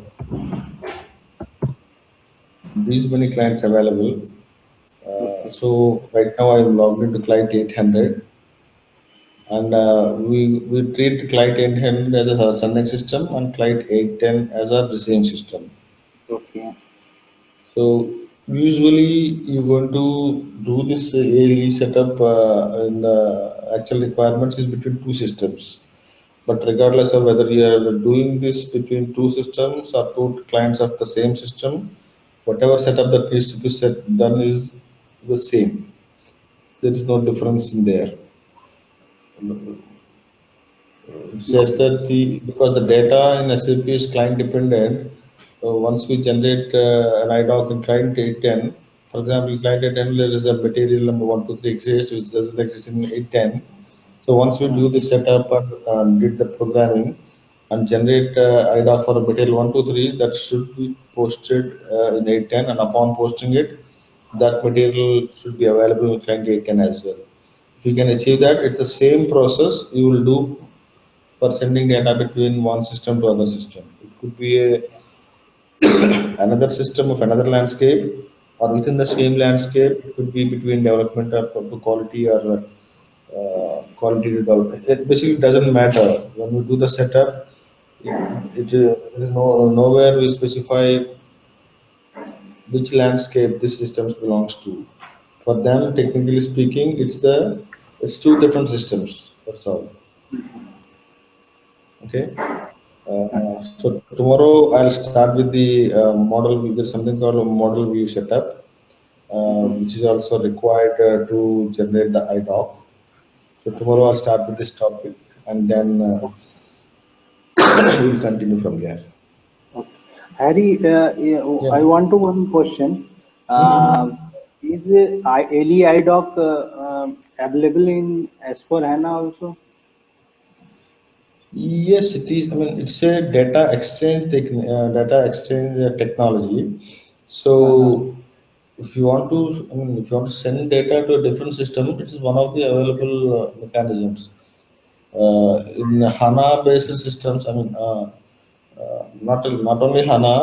If the system is on 7.4 version, EHP 7.4, I think SPS 3 onwards, there Mhm. are new techniques available like OData and other techniques, but those will carry only the raw data. It won't carry this Okay. entire application logic. But Okay. it got nothing to do what is the version. As long as you want to, because the customer might have been upgraded to S4 HANA, but one of his vendor or one of his other server of the same organization might be on lower version on the Okay. same version as well. It doesn't matter what the version doesn't matter. As in, if the purpose is to send data, exchange data between two systems, this technique will be there. Okay. But if you are only interested in the pure raw data, like for example, if you go to MERA table, what you see is raw data. There is Okay. just by looking at the data, you won't be able to interpret what was the application logic with which the data Okay. got created. If you're only interested in that data, you can always use any other techniques. Okay. Excuse me. So in case you need application logic also needs to be considered before posting the IDoc on inbound side or generating the IDoc on outbound side, you will go for ALE. It got nothing to do with the version of SAP system. Okay. Yeah, Means then actually, I was asking, is it available in HANA? It is not outdated. What I mean to say. yeah, it is available. That's what I'm saying. Yes. In case it doesn't matter, it shouldn't matter. Right Okay. now, the customer system I'm working on is a HANA system. It is there. Okay. The point I'm saying Okay. is data exchange technologies will be there regardless of the version. Not only Okay. HANA, there are other data exchange techniques like LSMW, BAPIs, BDCs. Those will be there. It's up to that at that point to which system it wants to send data and how it wants to send data. Based on that, we will have to decide whether you want to use ALE or not. Let's say Okay. you're working in an S4 HANA system and your customer acquired another, let's say another organization, wherein you need to integrate the other systems to your S4 HANA system by sending the Okay. data. Then, if the application logic also needs to be replicated, you will go for ALE only. It Okay. will be there. It's not like as if the requirement is to simply exchange data, ALE will be there. Okay. So, Harry, one more request from my side. Go ahead. Actually, I am means I want to build a resume. Okay, of Okay. approx 7 years of experience with ABAP, ADEDI, IDocs, and CDS and AMDP view, basically. Okay. So I am not getting any help from internet and this type of things to build such type of resume. Okay. So can you help me with this? Yes, basically, yeah, I work with AMDPs extensively, but the CDS views, I got, excuse me, CDS views, I used it, but not as extensive as AMDP. Okay. Yeah, yeah, maybe at the end of these sessions, we can see. Yeah, I mean, yeah, I can show you. I mean, you just maybe in at the end of the sessions, you just share your screen and what exactly you uh, put in your CV, or else send me your CV. Then whatever I changes, I think should be helpful. I'll just make a note and send it to you. Okay. Okay. Can you send me some sample resume from other sources like from any friends Mhm. or this type of? Yeah, I mean, I can send it. So in your resume, in addition to CDS, AMDP, ALI docs, those are fine. But what Yeah. functional areas you are highlighting? What Okay. are the functional areas you're highlighting? Like, are you highlighting SD, MM, PLM? What is? It's not only Everything. the technical SD. topics. Yeah, everything. I means I have worked on every type of module like SDMM, FI, PP, QM, Okay. PM, DMS. Okay. Okay. So Okay. I have worked in ABAP. I have done in MM some configuration also like pricing procedure, master data, plant No, it's fine. I creation. mean, I mean, it's not mandated to highlight the functional exposure, but whatever Okay. technical things you're talking about, we need to phrase those technical aspects in functional terms.